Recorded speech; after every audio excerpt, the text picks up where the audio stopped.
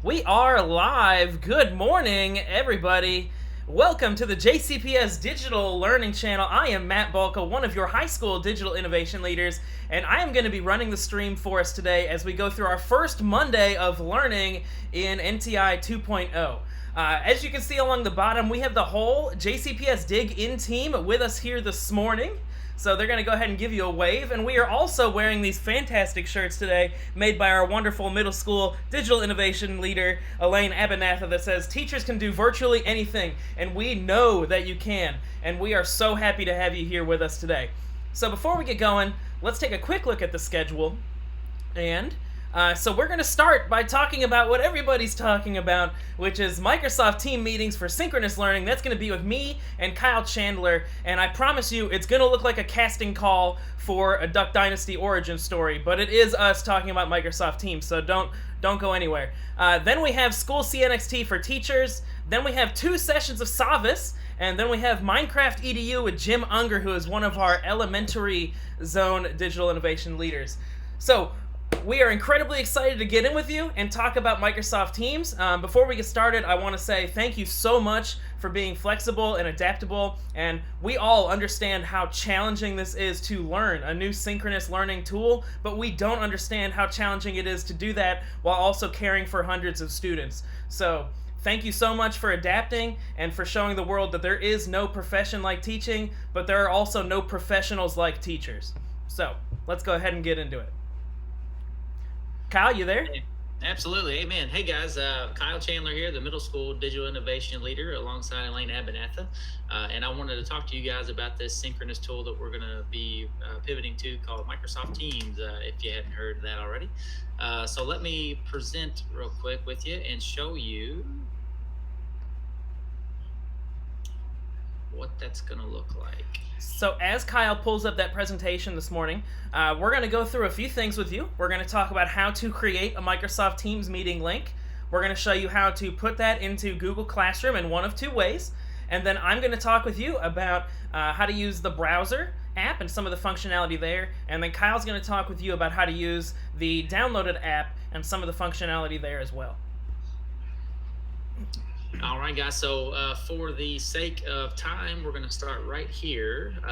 If assuming you are in your calendar, so you need to access your JCPS calendar. If you're doing that through webmail, it would be just like you, and that's how you need to access it is via webmail. Just like you're going to go to mail, but don't click mail. You're going to find your calendar, and it'll take you to this page here. Once you're on this page, you're going to create a new event in step 2, as you can see. Let me go into present mode and turn on my closed captioning real quick.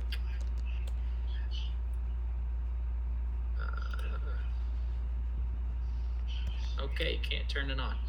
All right, so anyhow, once you have created that new event in step 2, you are going to add yourself a title, choose the Teams meeting option here, and then you're going to save that. So this is the very first step. Now, don't get too hung up on the details of the meeting necessarily. This is just the method that you use to create the meeting in the first place so that you can go in and edit the settings and then share it with your students. So once you have gone in, added the Teams meeting through Add Online Meeting, you'll save that, and then you'll access it again from your calendar. It could be over here on the right-hand side on the bar. You could find it over here in the calendar. I found it quickest to search right here, and it'll pop up for you. Once you double click that to get back in, you'll see this. This is probably the most important part. You want to get here and you want to go to your meeting options. From your meeting options, you want to set them exactly like you see them below. It's crucial that you make the settings for the Teams meeting exactly like the settings shown here. Close this window when you're finished, but every time you create a Microsoft Teams meeting, you must check to ensure these things are correct. If you don't do that, then it might allow that meeting to be compromised and give other students access and control they don't want them to have. So on this screen here, you want to change both of these options to only you. So the lobby is really the new added layer security feature with this platform that we want to focus on, one of them. And if you don't have that set to only me, then folks can hop in and out from our JCPS domain at will, and we want to avoid that. So you want to make sure you change that to only me. Also, who can present? Also, only you. Now, the only you for presenting, you can change within the Meet at a later time if you want to, but you want to have those settings as such. After you've saved that, you want to go back to that window, and this is what you want to right-click on to get this dialog box and choose Copy Link Address. Okay, so that's what you're going to share coming up now. Okay, yeah. So remember, if you're on a Chromebook or a MacBook, instead of right-clicking, you're going to two-finger click. So you take two fingers and you click once, and it pulls up that window for you. So I am actually going to show the next few slides here. So we're going to miss out on my wonderful coworkers' faces, but they'll appreciate the break. So let's talk about taking that link address and going into your Google Classroom. So we right-clicked, or we two-finger clicked where it says Join Microsoft Teams Meeting. We click on Copy Link Address, and then we're going to go to the chosen Google Classroom that we want to. So you can see for my class, I'm in Class Example right here. And I am going to go through the steps of posting this in the stream, but we actually are recommending posting it as material in Classroom. So I'll go through that in just a second as well. So in your stream, you're going to add a new announcement. You're going to create a new announcement. You're going to put a little message for your students. Hello, class. Here's the link to our Microsoft Teams meeting that we'll be using for synchronous instruction. We're going to click where it says Add Link. And that's going to pull up this window. We're going to click where it says link there, and then we're going to either right-click and paste, we're going to either Command or Control V and paste, or we're going to two-finger click and click paste as well to put that link there. And then we're going to click Add Link. And what that will do is it will put that link in there, and it will say Join Conversation. And that Join Conversation button is what your students will post, or what they will click on if they want to go to that Teams meeting link. And if you have it easily accessible for yourself in Google Classroom, it's probably easy for you to go that way as well. So what we're going to do is now we're going to look at what it looks like to put a material in there. So you can see this is what my students would see in the stream, but we know that in the stream, sometimes our things get pushed down after a while if we post a lot of things. So if we want that to stay at the top, we're actually going to create something new in classwork on Google Classroom. So I'm going to click Create, and I'm going to create a new material. So material would be things like something that you can always come back to that's not really going to change for your students. So when I click on new material, it opens up this window where I can name it whatever I want. I'm going to name it Microsoft Teams Meeting Link. I can put the same description down here as before. Hello class, click here for your synchronous learning link through Microsoft Teams meetings. And then again, just like before, I'm going to click Add and go to Link to put that link in there. After I've put that link in there, I want to make sure that I put our material into a topic, and that topic, as you can see here in big lettering, I named Microsoft Teams Meeting Link. What this will do is it will give your meeting link its own topic in your classwork section, which you can click and drag up and down the screen. So you can have it at the top, you can have it at the bottom, and whenever you post new things, it will keep it there, and it will make sure that your students have easy access to that, and they know it's going to be in the same spot every time. So just remember, these slides are here, and I posted them in the chat once, and I will actually post, I'll post the link to these slides in the chat again, right there for you. And if you need the video on how to post this into material on your classwork, on slide 11, I have linked in a short 5-minute video taking you through the exact steps in real time of how to accomplish that.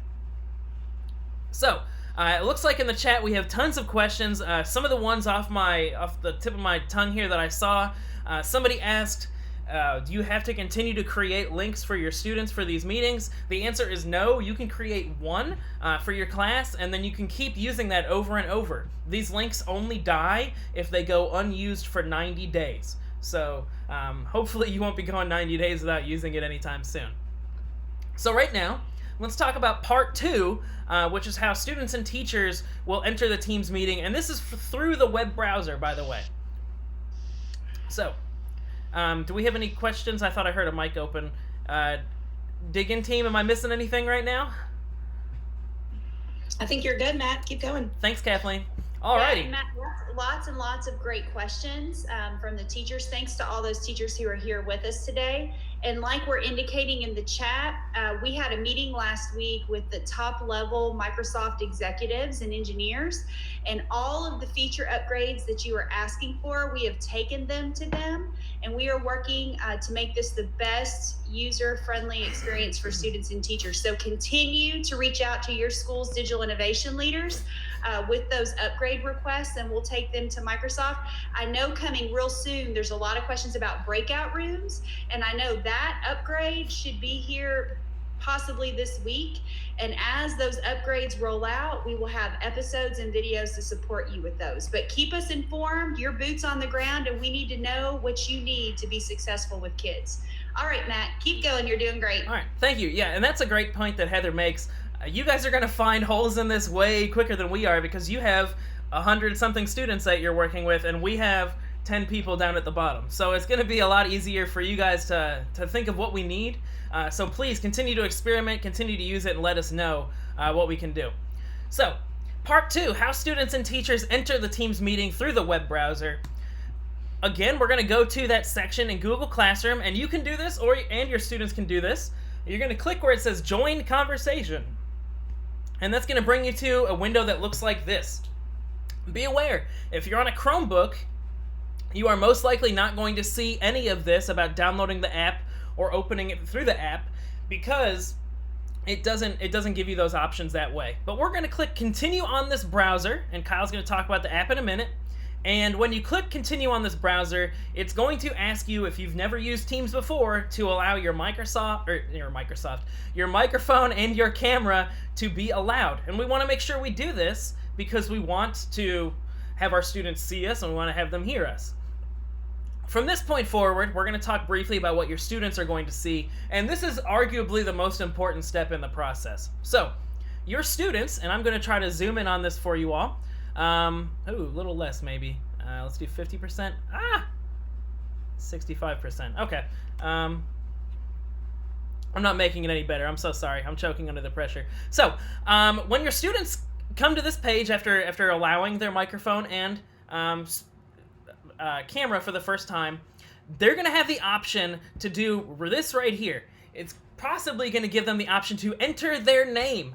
We do not, I'm going to come so you can see me. We do not want that to happen. Never do we want students to enter their name, because what that will do is it will allow them to join as a guest. So, instead, what we want our students to do, is we want them to come down here. You see where that green arrow at the very bottom is pointing to this sign in button. And we know that's very small, but like Heather said, we have been working with Microsoft on improving some features, and us asking for that sign in button to be larger is one of those asks.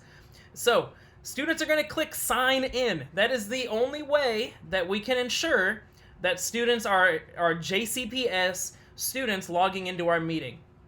So what's going to happen is they're going to click sign in, and it's going to take them, and I can actually unzoom this to fit now.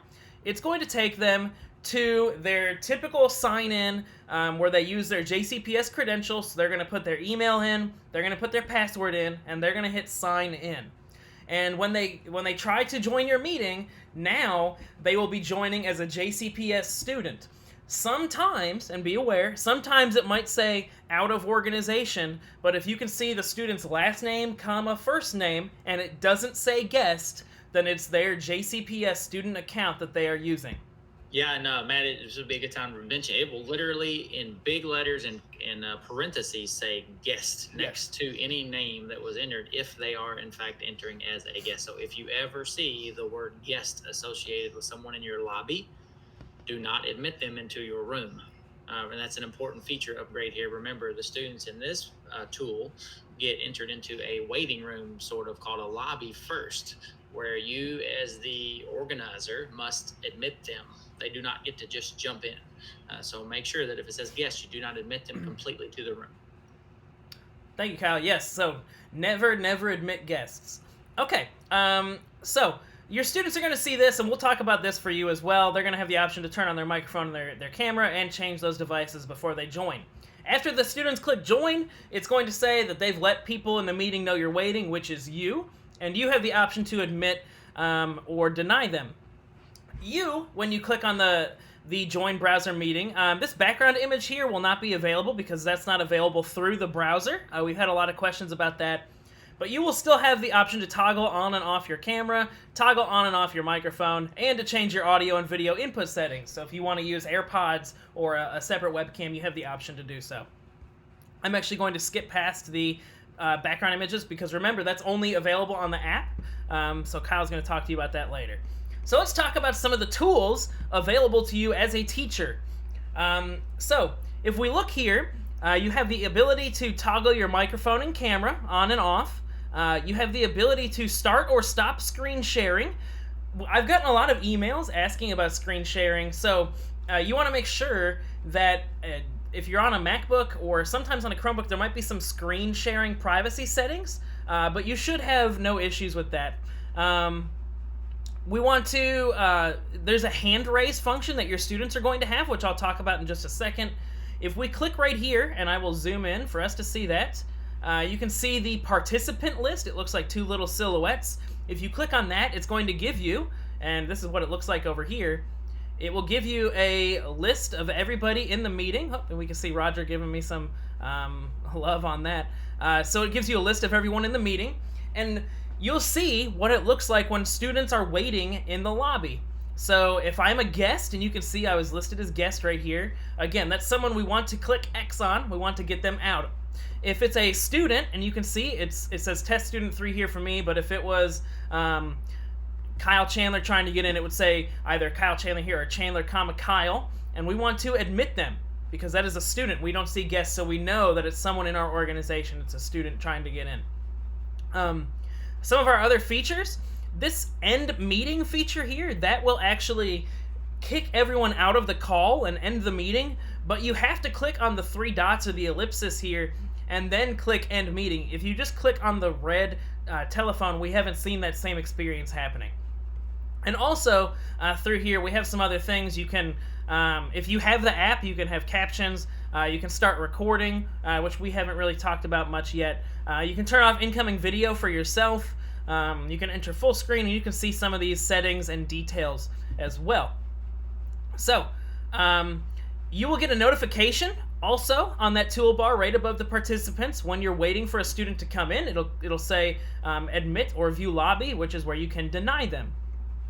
And remember, never admit any guests into the lobby. Your students, let me go back to fit here. Your students will have the option to raise their hand, and what that looks like for you is that, I'm gonna get rid of his comment here. You will see the student raise their hand. A little hand will pop up above the participants toolbar. And if you go to the participants menu by clicking there, you can see the hand raise next to the student. Now, that hand raise is going to stay there until you lower it or the student lowers it. So after you've addressed their question, if they don't lower it, what you can do is you can click on the 3 dots, and there will be an option here, which I didn't capture, for lower hand raise. With students in the participant list, you can also mute them, you can pin them, you can remove them from the meeting. So these are features that Google Meet did not have, and that's why we like Teams right now for our synchronous learning, is because we can remove students from the meeting who should not be there.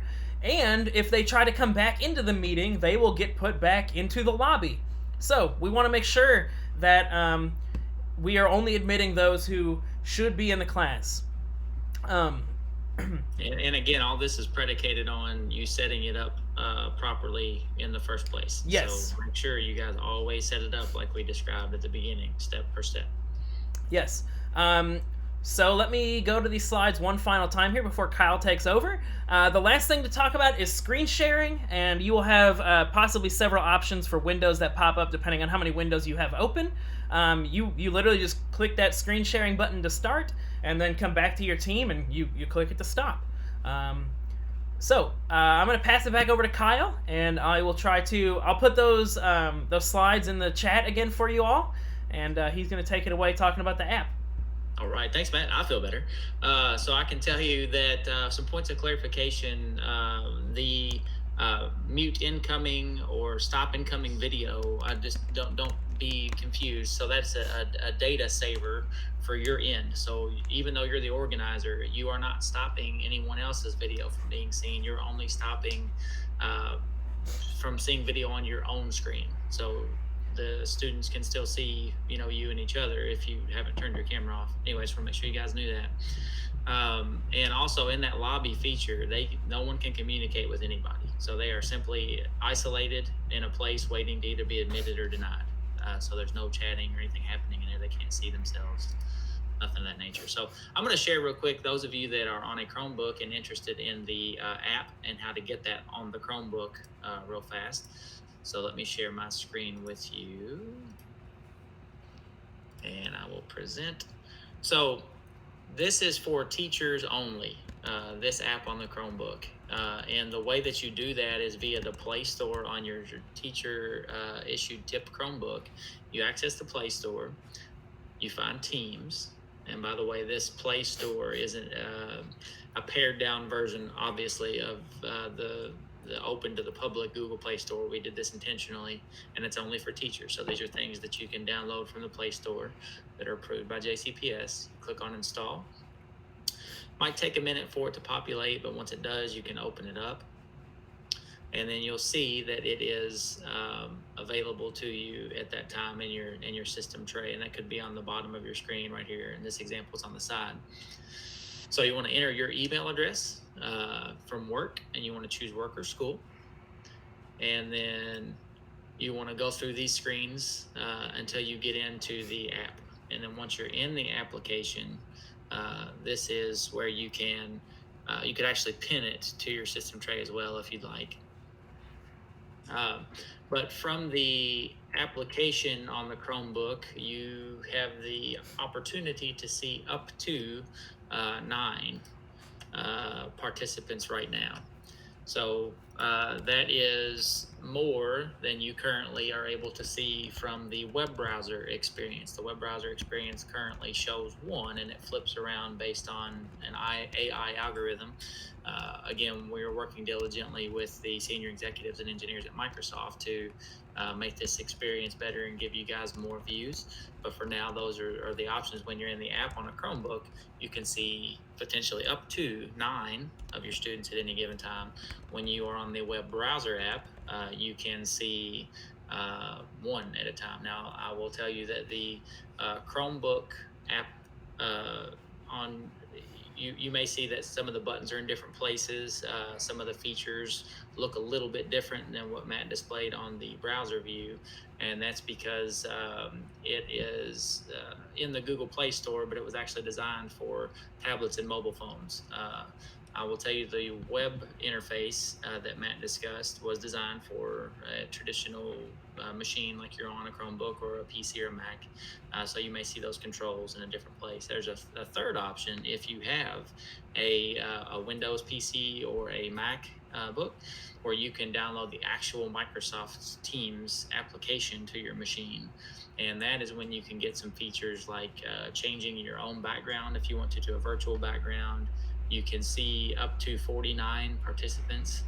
And then they have, I think it's called gallery view or stadium view. It was large gallery view and stadium view, I think. So if you've seen some of that stuff on Twitter where you can see different views, some of those things are currently available in the PC or Mac application that's dedicated to the device. That is not the case right now for the Chromebook application, and it is not the case for the web browser application. So beware. Again, we are working closely with Microsoft on trying to make more of these features available to you. But just wanted to make sure you knew some of those differences there. So do we have anything left unaddressed in the chat for now that you can see, Matt? No, some people asking about some screen sharing issues. Do you want to talk about what you said this morning? Heather, Steve, Jim, Becca, do you guys see any questions in the chat? I'm trying to read along as I follow along here. There's lots of questions coming through about the gallery view and how many people can see on which ones.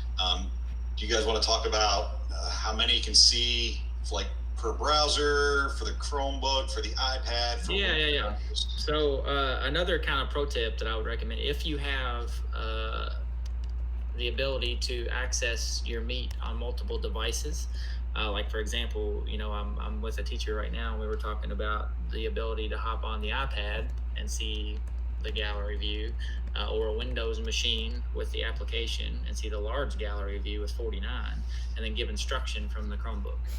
So not everybody will have that opportunity, but if you do have the ability to access your own Meet on multiple devices, that might be another way to kind of get the best of all worlds, depending on your situation.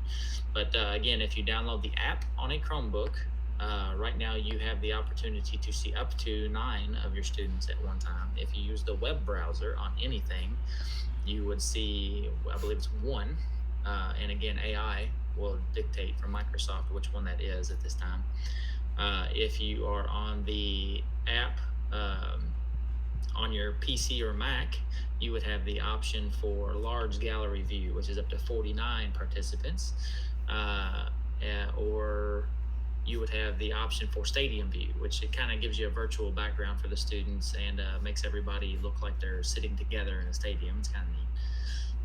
Right now, it looks like on the iPad, the students have the option to blur their background, which is good. You think everybody's environment during NTI is different, so it would just give you a close-up of them, and it would blur whatever's behind them. But they do not have, and then teachers have the option, if you're on that same application for a Mac or a Windows machine, to change your background to some preloaded ones that Matt was talking about earlier, or otherwise, so some flexibility there. Anything else, Jim or team?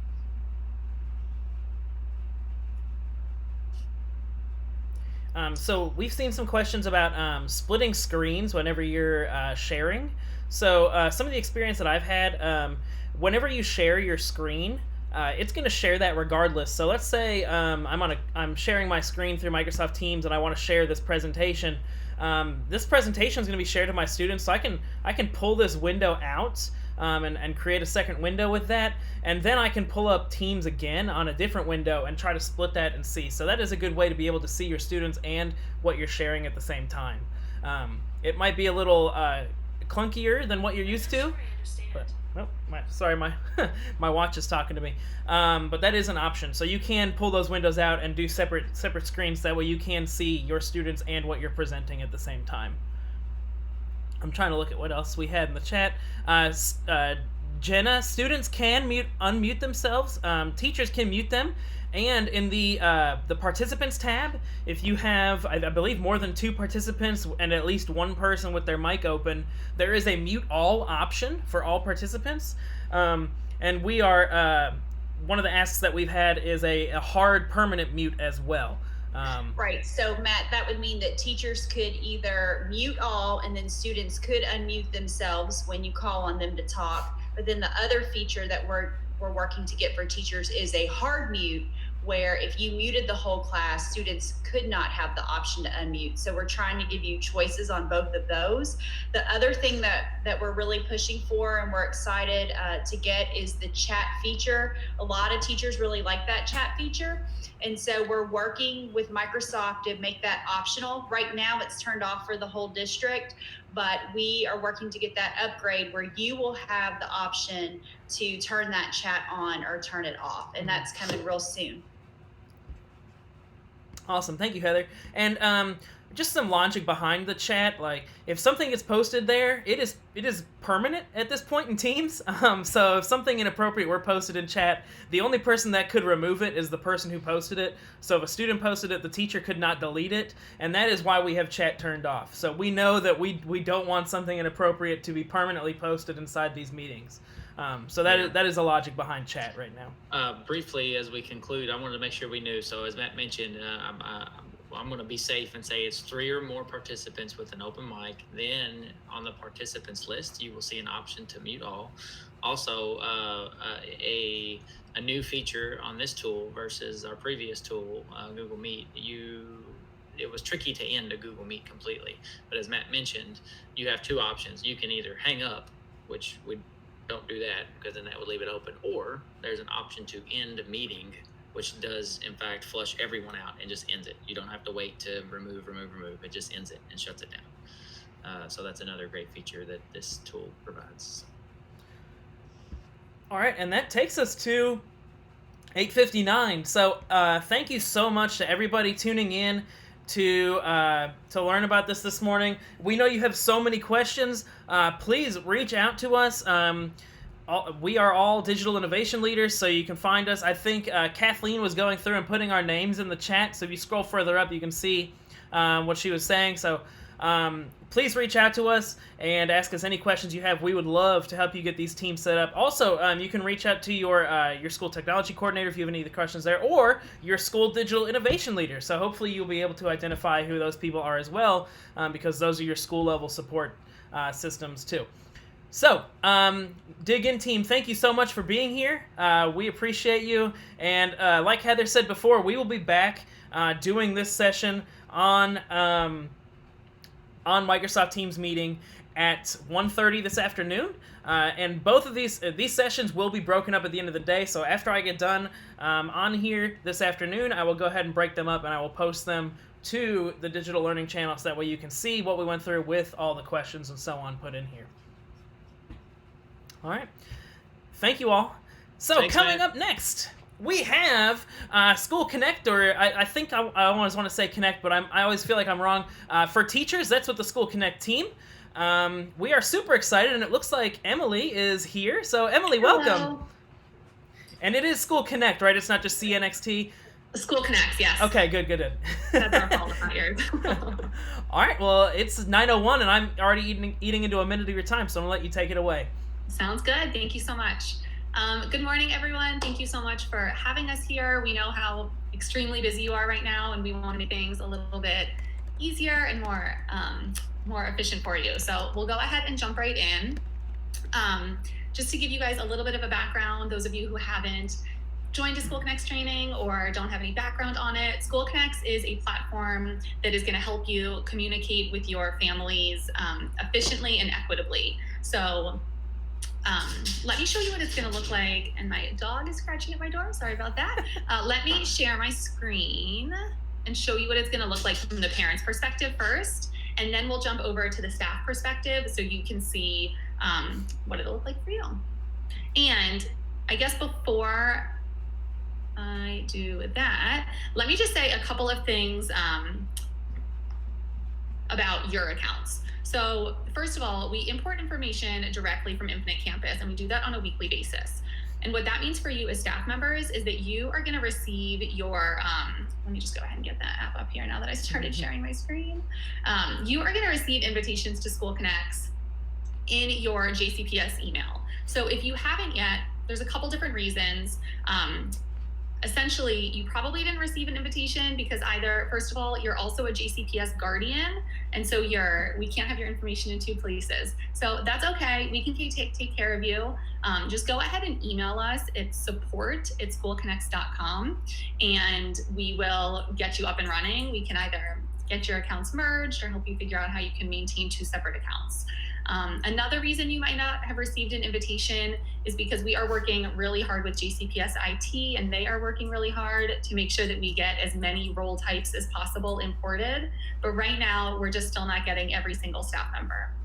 So if you haven't gotten an invitation yet, you probably fall into one of those two camps. Either you're also a JCPS guardian or you just haven't been imported yet. So hang tight, don't worry. If you need to get up and running immediately, just go ahead and email us. It's support@schoolconnects.com. And my colleague is also here. She is in the chat right now. So I'm assuming she's putting that in there. But if you guys have any questions, feel free to reach out to her. So that said, if you don't fall into one of those two camps, you probably received an invitation from us, and you are in your account and you're ready to go. So like I said, right now I'm logged in as a parent, and anyone who has an account can log in on both the mobile app and on the web. What we're going to do today is we're going to look at the parent's perspective from the mobile app, because that's where most of our parents are, and then we will look at it from your perspective on the web.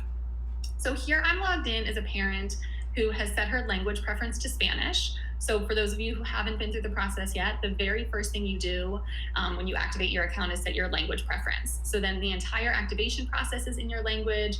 And as you can see here, the app itself is in her language. So you'll notice at the top, it says Noticias instead of Notices.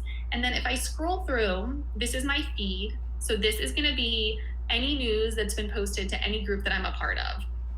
So if I am the parent of a second grader and a sixth grader, I'm going to get information that pertains to their classes and their schools, but I'm not going to get information about fourth grade or even the other second grade teachers. It's a very curated feed of information, which is going to make it really useful for me. And for anything that's been posted, I can just tap on the news item and then I can translate it. And again, this will automatically translate into whatever language they have set. And translate it back into English.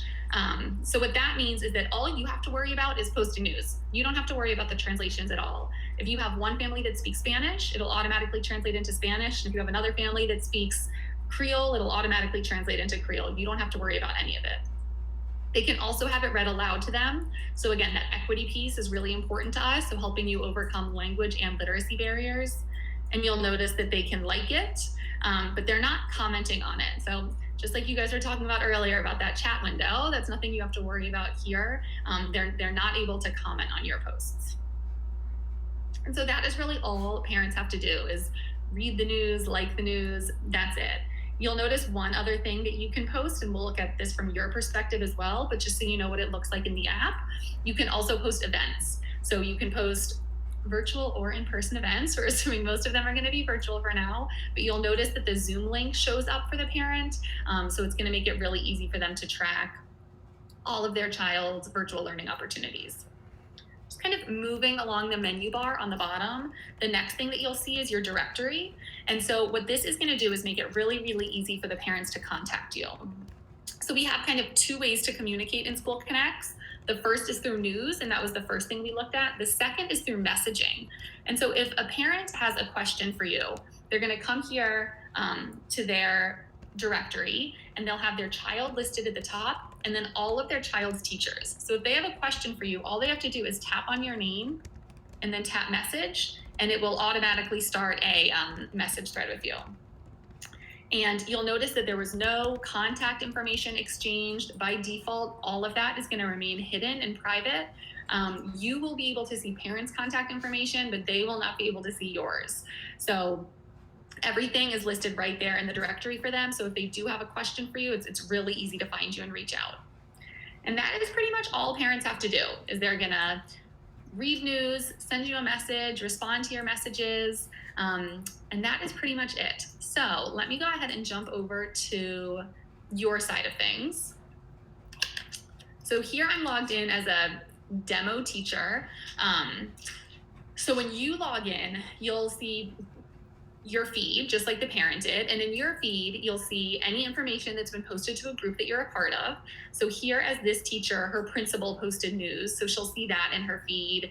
And then she'll also see anything that she's posted. So it's gonna look really similar to the feed that we just looked at, because this is a teacher of that parent's child. But you'll see all of this information. So a couple things to point out to you in the news feed is that right here, there's a little paperclip icon. That's for any attachments that have been posted.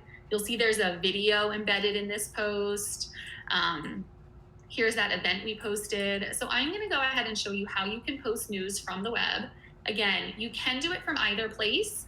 You can post from either the mobile or the web, but if you're posting from the web, you'll notice this little green plus sign right here, and you can choose if you're going to post news or an event. We are going to post news. And we are just going to say talking, I'm going to spell it correctly. And we're going to say talking about characters.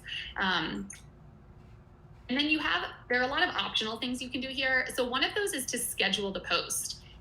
And if you are scheduling a post, what that's going to do is it's going to allow you to create the post now, but not send it out to your families until later. So if you're creating this post late at night, which hopefully you're not, but I know realistically sometimes you are, or if you want to, set something every Sunday to go out on Tuesday and Thursday, so you're communicating with your families twice a week, you can use this feature for any reason, but I can choose the exact date and time that I want my post to go out. If I don't check that box, it'll go out immediately. There's an expiration date affiliated with every post. By default, this is going to be 2 weeks, but I can change it to whatever I want. So if I am posting about something at the end of the month, I can make it the end of the month. If I'm posting about an assignment due this week, I can make it Friday. There is an article image affiliated with every post. This is optional, but if you think about kind of what catches your eye when you're scrolling through social media, it's usually things with pictures. So we recommend adding one. This can be something that you've downloaded. This can be, if you're posting from your phone, any picture that's in your camera roll. But we recommend adding a picture. Here's where I can add additional attachments. I'm not actually going to. One thing to be aware of with attachments, though, is that we don't have access to the content, so it will not be translated.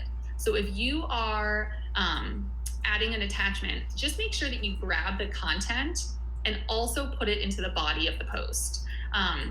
Also, I'm just remembering, I should have said this earlier, but we learned this last time we did this. There's a little bit of a lag, I know, between my video and my audio, so I'm sorry, but I'm aware of that. And sorry, there's a little bit of a lag. But anyway, you can add additional attachments, and those can be PDFs or images. You can also add an audio recording. This is completely optional, but just know that it's there, and you can add an audio recording that either goes out to everyone who receives the post, or you can have it target just a specific language population. So if you happen to speak Spanish and you wanted to create an audio recording in Spanish, you could choose for it to go to only the Spanish speakers in the group. Completely up to you. Okay, and then this is where I'm going to put the body of my post. So this is where the real content goes, and I can format this just for the sake of time. I've copied and pasted one, but it can be as short or as long as you'd like. The only thing to kind of be aware of is that because there is translation involved for some families, not to make your language too flowery. You know, don't use a lot of idioms or anything like that to try and ensure the most accurate translation. Okay, and then I'm going to pick my recipients, and this is where I decide exactly who is going to see this information. So there's this gray Add Group button. I'm going to go ahead and click on that, and then I can choose who I want this to go to. So what we do is we import from Infinite Campus weekly. We import your school, your grade, and your class groups. So any classes that are in Infinite Campus are going to be imported. However, you'll see here that there are some other groups that this teacher has created. So there's a reading group, there are some different math groups, there's some extracurricular activities. So you can create any groups, and then you can choose who you want to send this out to. So I'm going to go ahead and send this out to my class. You will notice that for some of the groups, it also says requires approval. So you can publish to your own class without approval, but if you wanted to publish to the entire school, you can do that. It'll just go to an administrator for approval first. So if you're recruiting for a club or sharing online resources that apply to the entire school, anything like that, you can do that, but that's all that means. Another thing to keep in mind is these roles at the bottom. For most of you, this won't matter. However, if you are a high school that has enabled student accounts, then you can choose if you want to post to your students or your students' guardians. Now, by default, student accounts are turned off. However, high schools in JCPS have the option to turn them on. So if you're a high school and your student accounts have been enabled, you can choose if you want to post to your students. Also, if you're a high school and this is the first you're hearing about student accounts, you can get in touch with us and we can go ahead and enable those for you really easily. Okay, so once I have my group selected, I'm going to go ahead and click Add Groups. I can choose to post a reminder. So if I'm posting something about something that's going to happen in a month, I might want a reminder to go out a few days ahead of time. And then I'm going to click preview, and as long as everything looks good, I can go ahead and publish this. And then all of my families will receive a push notification on their phones, letting them know that there's new news from me, and this post will be live. Now that took us a minute, but most of those steps were optional. All that's required is to add a title, add content, and add your recipients. Beyond that, it's all optional. So you can create a post in a minute. It can be really quick, and the more you do it, the more comfortable you'll become with it. Posting an event is pretty much the same thing. There's just a couple additional fields to fill in. One is the date and time of the event, of course. And then another is the location. And if it's an in-person event, then it will default to your school's address. But if you are sending your families to community resources or anything like that, and you want to put a different address, you can do that. If it's a virtual event, you're just going to click the virtual event box and put in your Meet or your Classroom, whatever platform you guys are using. Go ahead and put in that link, and then parents will be able to access that. Beyond that, it's exactly the same as posting news. You're going to go ahead and put your content, add your recipients, and that's it. So this information in your feed, these news and events, this is how you're going to communicate with your groups, with your classes, with large groups. It's one way you sending information out to your families. If you need a response from some people, you can go ahead and put it news to message you with any questions or message you with certain information. But the messages are where two-way communication is going to happen. And that is really for, one-on-one or 1 to 2 conversations. So I'm going to actually skip down to the directory tab and show you how you can start a message with a guardian from here. First, let me just give you like a tour of the directory. First of all, I can use this search bar at the top to search for any user in the school, and it'll bring them up. I can also filter by role type. If I just wanted to look at the guardians, I could go ahead and filter here. One thing I want to draw your attention to is this last access column. And what this is going to do is it's going to tell me when each person is last logged in. If they have not logged in, they will not have a date next to their name.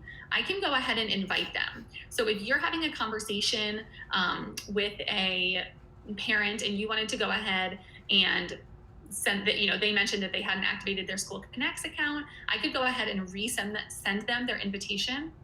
If I click this little caret next to their name, it'll bring down a little mini profile so I can make sure their contact information is correct.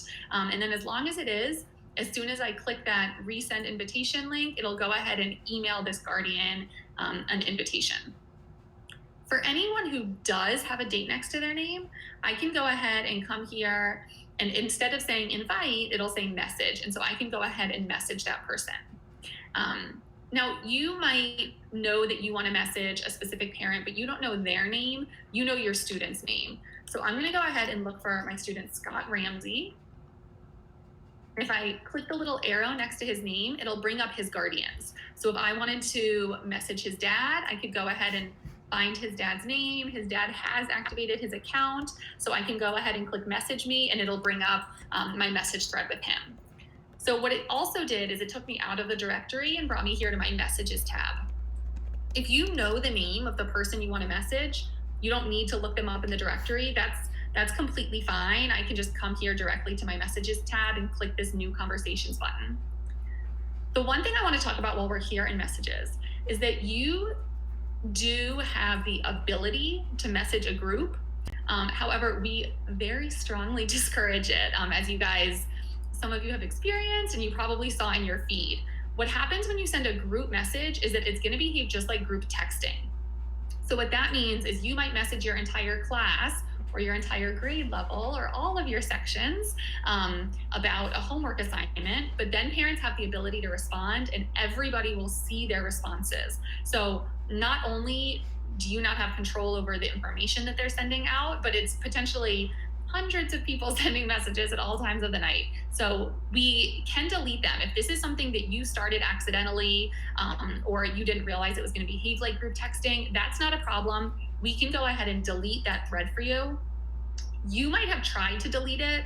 However, when you delete a thread, it just kind of deletes it from this inbox here. If you go here and I say remove, the conversation is not gone. It's just gone from my list. So if you have started a group thread and you would like it removed, it's not a problem. Just email us at, again, support@schoolconnects.com, and we can permanently delete that thread for you. But other than that, you go ahead and stick with the one-on-one messaging. And it's a really great, equitable way for you to reach out to your families, because there is not only the translation, but also the text to speech. you could reach out to a parent who speaks another language and faces literacy challenges, and they will be able to respond directly to you. You don't have to worry about coordinating time with a translator or anything like that. So it's a really nice way to open up the possibility of direct communication.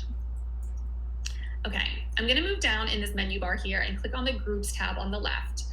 Now, like I mentioned earlier, what we're importing for you is your school, grade, and class level groups. And again, that's happening on a weekly basis. So as your kids are changing classes, especially at the beginning of the year, we understand, we know that's happening. Don't worry, we are going to go ahead and update it every week. If you are not seeing your classes yet, it just means that they're not being sent to us yet. So we only have the data that is sent to us from Infinite Campus. So we know that some classes are imported and some classes are not. Every single class that's been sent to us has been imported, and we will continue doing that. So, just check in with whoever is in charge of Infinite Campus at your school and make sure that your class is in there and is set up correctly, and then we will get it. We understand that for some of you who don't see your classes in there yet, you're maybe eager to try and create your own class.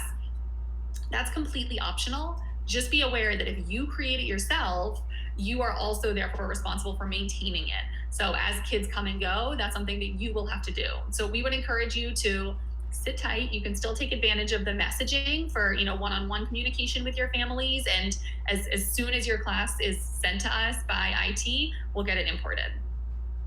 Okay. So once your class is imported, we're not going to go into too much depth about what you can do in here, but I just wanted to draw your attention to a few things. So when you're in your Groups tab, anything with a flag icon next to it is a group that you own. So if I click on any group that I own, it is going to give me a little snapshot of how School Connects is being used in my classroom. So I can see how many messages are being sent, how many posts are created, what my most popular posts are, a bunch of different information. It'll just kind of give you a little overview of what's going on in your group. Another thing that you can do is you'll notice there's this little blue gear icon in the top right-hand corner. And if I come there, I can click View Member Activity. And this is something that a lot of you have been asking about. This is going to give you every student in your class when they've last logged in, which again, for most of you is going to be never, because most schools do not have student accounts enabled. And then each of their parents and when their parents have last logged in. So some of you are saying, how do I know which of my families are here without scrolling through the entire directory? This is it. This is how you know. So this is going to give you all of your guardians and when they've last logged in. Now you'll notice in this little mini demo class that all of our guardians have logged in. That is not realistic. We know that. You will have some parents who haven't logged in. That is not a problem. You can always go ahead and re-invite your class. So I'm going to come back here to the Groups tab. And then if I hover over my class, actually, not this class. Oop. Sorry, I forgot this teacher doesn't have any groups imported. If it's a group that was imported, then when you hover over the name of it and there's this little gear icon, you will have the option to resend invitations. So JCPS sent invitations a couple of weeks ago at this point. It was 2 weeks ago. And from here on out, it is up to you guys to decide when you want to resend invitations. So whoever has an administrative account at your school has the ability to resend invites to the entire school. However, you have the ability to resend invites to your class or to, again, any group that was imported that you own. So if you just hover over it and click this little gear icon, there will be a resend email SMS invitations button, and you can go ahead and do that at any time. Just so you know, there's a lot of other things you can do with your groups. You'll notice that when I hover over it, there's also an edit button. I can change the name of my group by using that edit button. We know that they're imported with kind of the Infinite Campus name, which might not be the most friendly to some of your parents. They might not know what it is. So you can go ahead and change the name of your group. You can add users.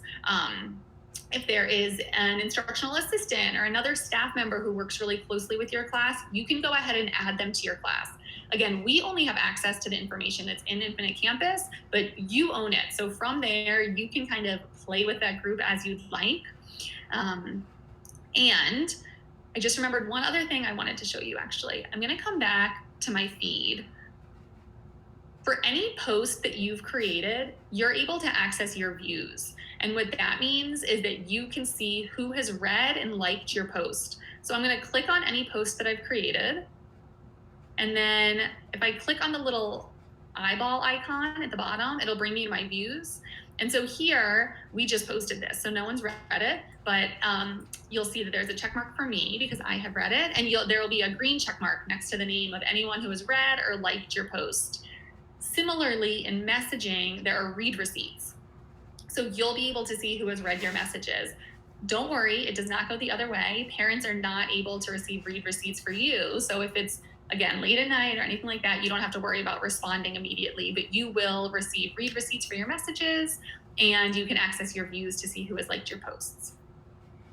Now, all of that said, I'm going to go ahead and jump over to this other tab, which is just schoolconnects.com. This is not something you need to be logged into or anything like that. And I want to show you some of our resources. You'll see there's this resources tab, and we have all of our resources housed here. There's also a JCPS drive that has some JCPS specific resources.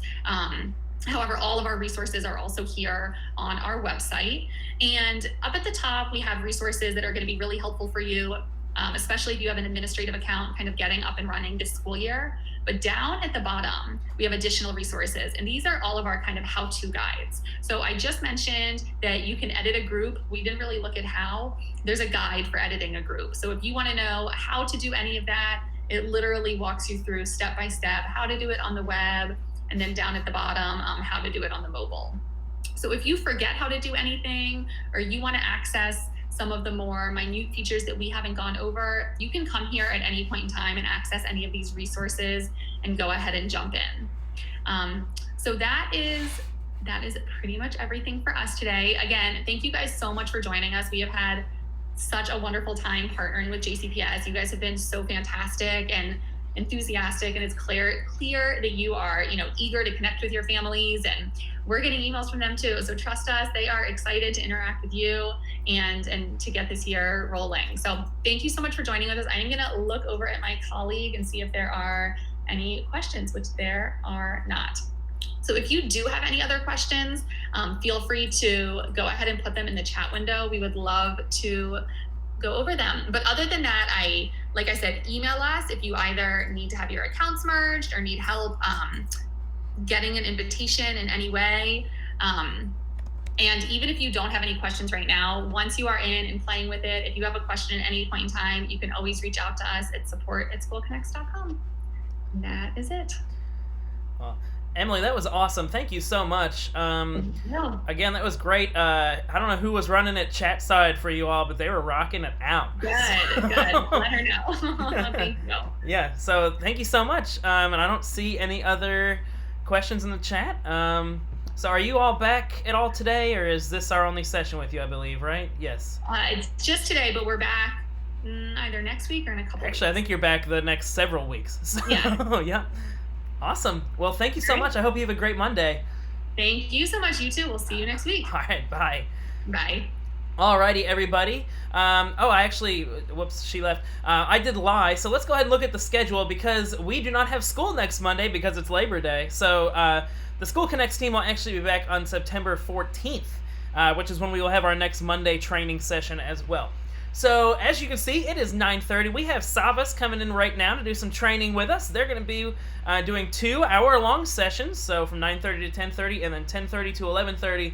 And then at 11:30, right before lunch, we are going to have Jim Unger, who is one of our Zone 2 digital innovation leaders on here to talk about Minecraft EDU on Chromebooks, which are going to help you create some really awesome, innovative backpack artifacts. Again, I will be posting the link to our schedule in the chat on the YouTube channel. And if you are joining us today, please let us know where you're teaching at, and let us know if you have any questions available. So, are we ready to go?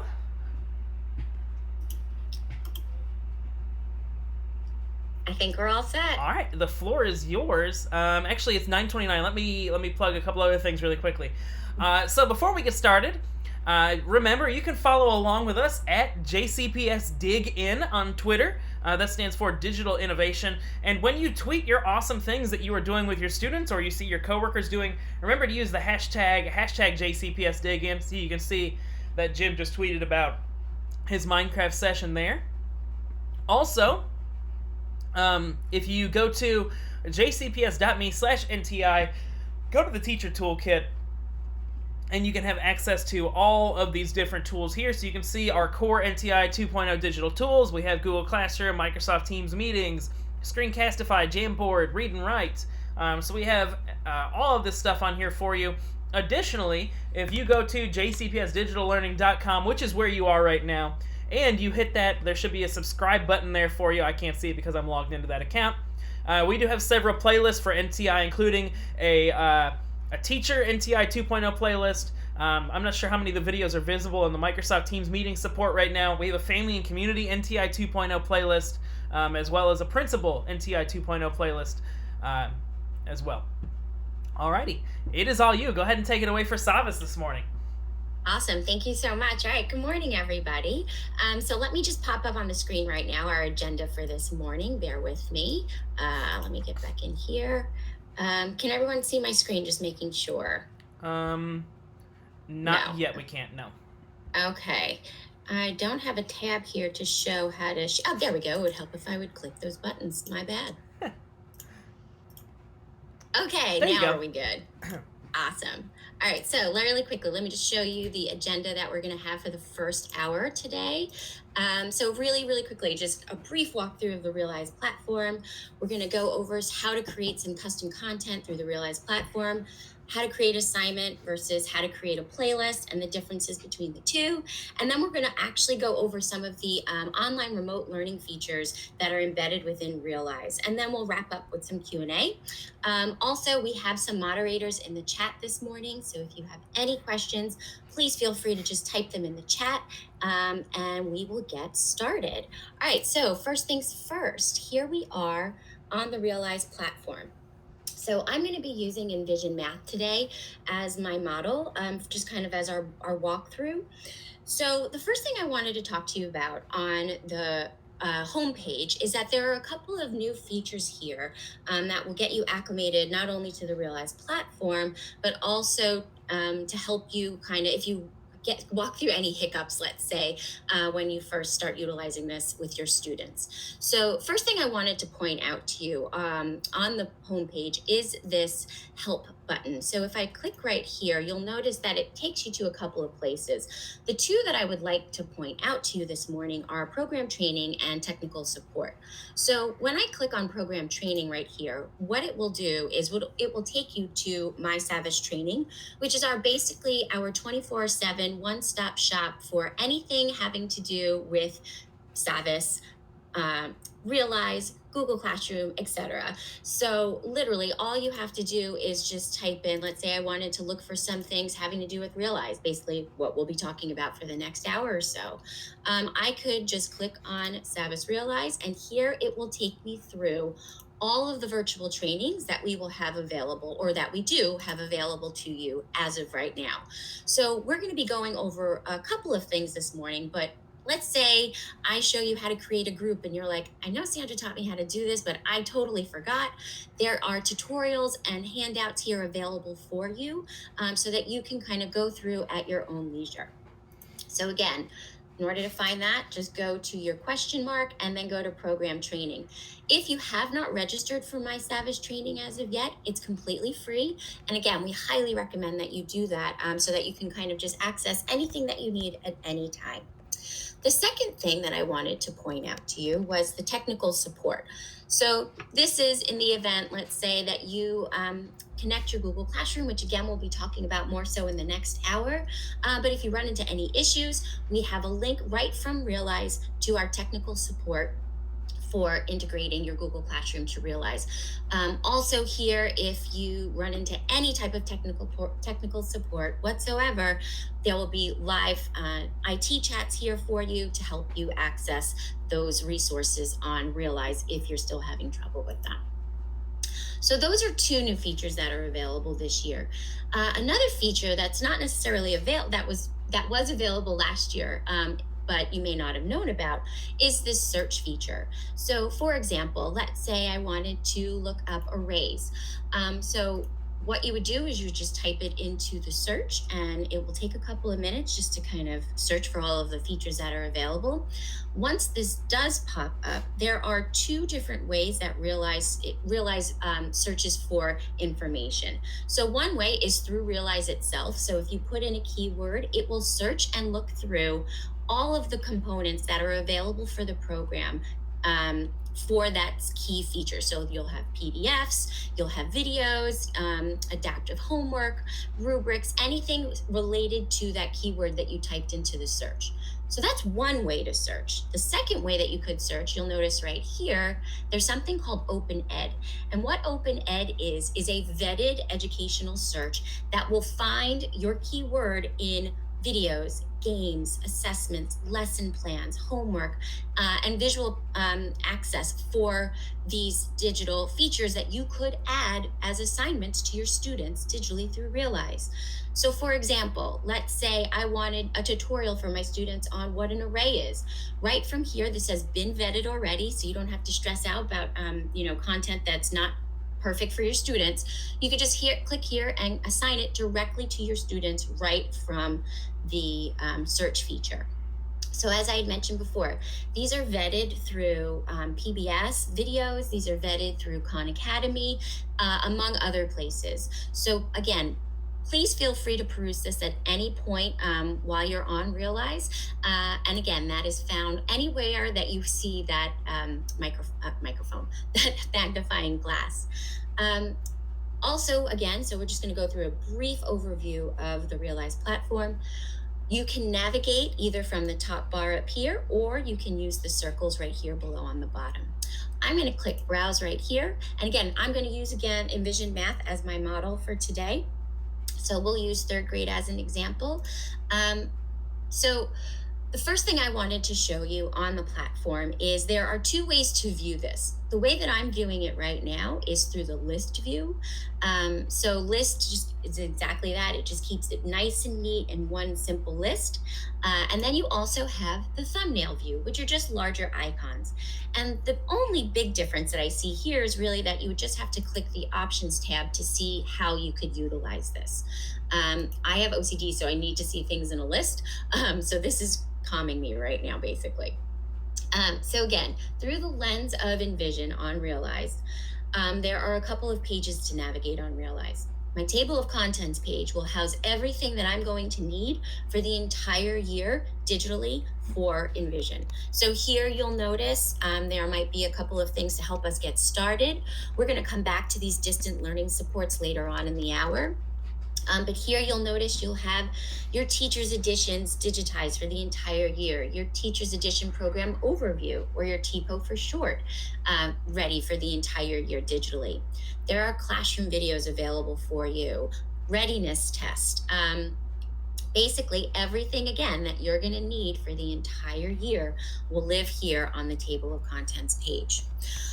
Let's take a look right over here for a minute. First thing I want to point out is what we'll be talking about next. You'll notice on the table of contents page, as well as a couple of other pages that we'll be navigating to, this Create Content tab. We're going to come back to that in a moment, but you will have the capability to upload content from either your computer or from a shared drive, either Google or Microsoft. You'll be able to upload content so that you will be able to push it out to your students through Realize. But what I want to focus on right here are your teacher resources. So if I click on this drop-down menu on our table of contents page, you'll notice here that you will have resources for the entire year for Envision. So for example, your assessment source book digitized, which has the answer keys in it, in both English and Spanish will live here. If you wanted basic fact time tests for your students, they would live here as well. Any type of teachers tools, and these, again, when you're teaching Envision Math, may be very beneficial to you. These are grade specific. So if you are a kindergarten teacher, it will look different for you than, say, a fifth grade teacher. So these tools, if I just click on the grade 3 one as an example, they're all PDFs. However, you can download these to your desktop and save them, and then create a content and push them out to your students that way as a PDF. But these are really just really great resources to use within your sessions or lessons. I'm sorry to interrupt. We have a couple people asking in the chat. Could you go over how our JCPS teachers are going to log into Savvis and get to all these tools? Sure. So it's my understanding that everyone will be utilizing Clever in the near future. Is that correct? Yeah, I'm pretty sure that's correct. I looked and I didn't see it on there, but I'll take another look really quickly. Okay, so once that is up on Clever, it should be just a one-stop shop where you would find the icon for Realize, click on Realize, and within Clever, and it will take you directly to this page. And I believe that will be the case for your students as well. And if anybody has a different way of getting in, please let me know. But that would be the understanding. It could be, again, moderators, if you know of a different way. But I know with Clever, that's basically how it works out, where you would log on to Clever. There'll be a tab or a button for Realize, and then you would access Realize that way. So it would be a single sign-on for you guys as well as your students. But again, if there's any different, please let me know.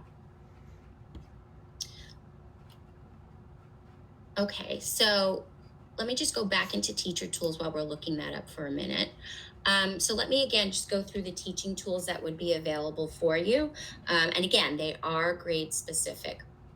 So we've got our problem solving PDFs if necessary, especially in 3rd grade. These are super important, place value blocks.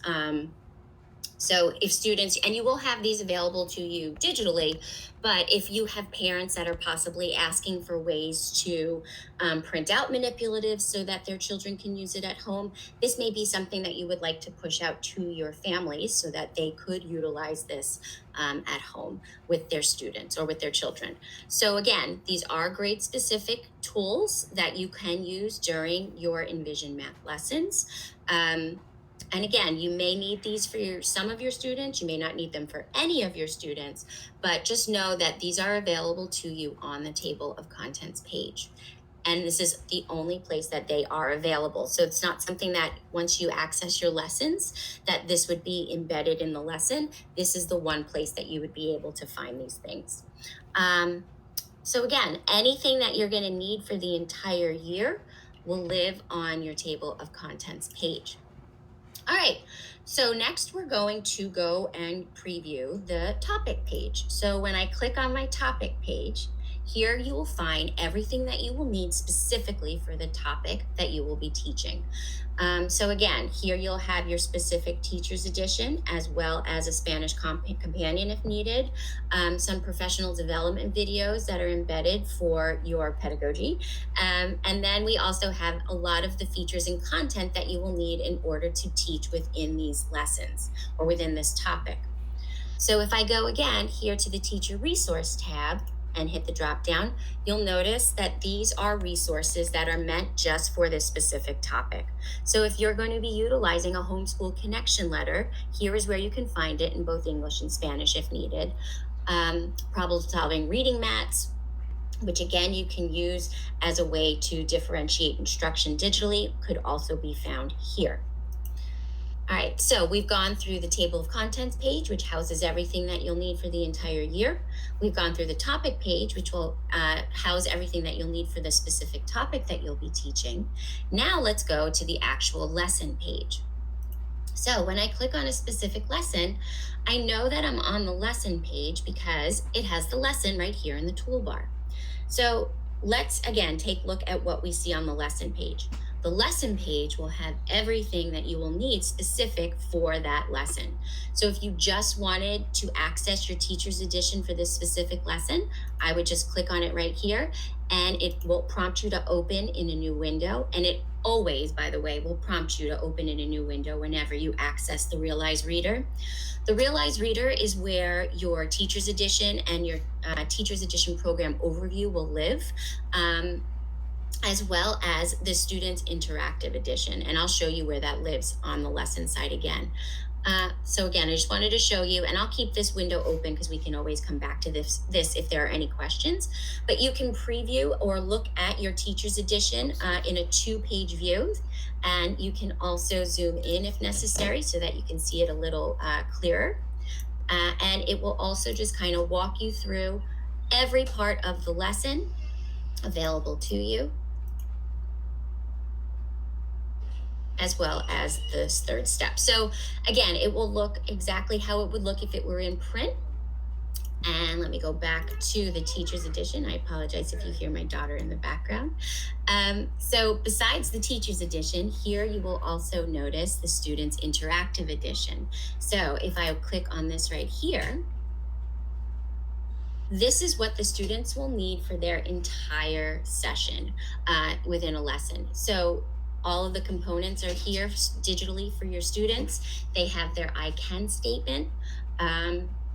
And also here, if they click menu, there is an actual notebook tab for them so they can annotate their notes or any type of notes that they have during the lesson or when they are working in their interactive student edition. The interactive student edition, again, is available for every one of your lessons. And this is something that you can assign to students. So we'll come back to this in a moment, and I will show you how to assign that to students. What other features are here available on the lesson page? So you'll also notice that there's something called a listen and look for video. And these videos are specific just for you teachers. And what it is kind of like a way to check in with yourself to see, okay, I've planned this lesson, I'm going to teach this lesson, but now I can't remember what I'm on the lookout for. So it really kind of just maps out for you what are some strategies that students will use during this lesson, maybe some misconceptions that may come up and how to redirect them. The videos themselves are primarily short, usually about 1.5, 2 minutes. And it really does map out what the lesson is for you on the teacher end and what to be on the lookout for. You'll notice that there are also some little icons, and we'll talk about those right now. So if you see that there is a lock on something, it does not mean that you don't have access to it. It means that the students won't have access to it. So even though it says that you can add it to a playlist, it will not show up on the student end because this is something specifically just for teachers. You'll also notice something that looks like this. So a silhouette with a slash through it. That means that it doesn't necessarily show up on the student side. However, it will if you assign it to them. So these types of icons will eventually show up on the student's side of Realize when you assign it to your students. And then up here, anything that you notice that has a book next to it means that it is interactive for students. And then we have this new icon right here. I know, so many icons. But this new icon right here is our distance learning resource icon. So these features, and I'll show this to you in a little bit, but when we use this toggle right here, it will streamline all of your distant learning resources for you on one neat page so that if you need any guidance on how to assign or what you should be assigning to students, it will live here with that icon right there. Okay, I sidestepped for a little bit. So what other things are available to you on the lesson page? So here again, if I'm using Envision Math as my model, you'll notice that we have some Math Anytime features, which mean exactly that. You can use it anytime, either during your lesson or asynchronously after your lesson. You have access to all of your teaching features. So the Solve and Share, your visual learning, your Convince Me, all of those are available to you to present to your students. Then you also have some of the practice features. So we have practice buddies, which are scaffold practice for students who may need some extra help. And you can customize these as well, and I will show you how to do those. And then we also have something called Adaptive Practice powered by Newton. And those are available for teachers in grades 3 through 5. And basically what this is the more that you assign digital components to your students, the more it takes that information and adapts practice for those specific students. And again, you just go in directly and assign that to your students. Also within here, you have a lot of differentiated resources. So there's digital quizzes or formative assessments for every one of your lessons embedded on the lesson page.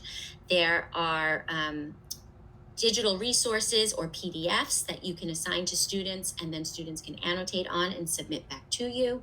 And there are digital games and other videos available for students, like such as the Another Look, that you could assign to students so that they can preview or practice independently from synchronous learning. Okay. So I'm going to go back just for a moment to the topic page because I want to go over that Create Content tab. So if I click on that drop-down menu, and remember, this lives on a couple of pages within Realize. So within Envision, it lives on your topic page as well as your table of contents page. It's the same button. It does the same exact thing. So when I click on the Create Content button, you'll notice that we have a couple of choices available to us. So I'm going to first focus on the upload a file. So when I upload a file, I can either upload a file from my computer, or if I have a Google Drive or if I have a Microsoft OneDrive, I can upload content from those drives and upload them here to Realize. So this may be something like, let's say if you have a shared drive with teachers on your grade in your buildings, you may want to share content this way, and then you can upload it right onto Realize so that you can have it live in one place. So let's say, for example, I wanted to attach a video, and I've done this a couple of times, but basically you would just click from whichever source that you would like to attach from. And right now you only have these, again, 3 choices to attach from, either your computer, a Google Drive, or a Microsoft OneDrive. And you can upload any content right from here. So I've already done this, and once you've uploaded it, you have to give it a title, and you also have to click that you certify that you are sure it can live here. And then once you've done that and added it, it will then move to your content or your My Library. And it will then refine it either if it's a link or video, what have you, playlist, etc. So let me show you what I did upload. So back in March, I decided, okay, let's test this out and make sure it really does work. So I uploaded a video of snow falling in my backyard in March, and sure enough, it works. And again, the videos don't have to be super long. You can upload really super quick clips if you need to, or just a quick introduction video like I did with my snow. And right from your library, if you hit these 3 buttons right here, you can either remove it, assign it, or add it to a playlist right from your library. All right, so let me go back to the page that we were on before.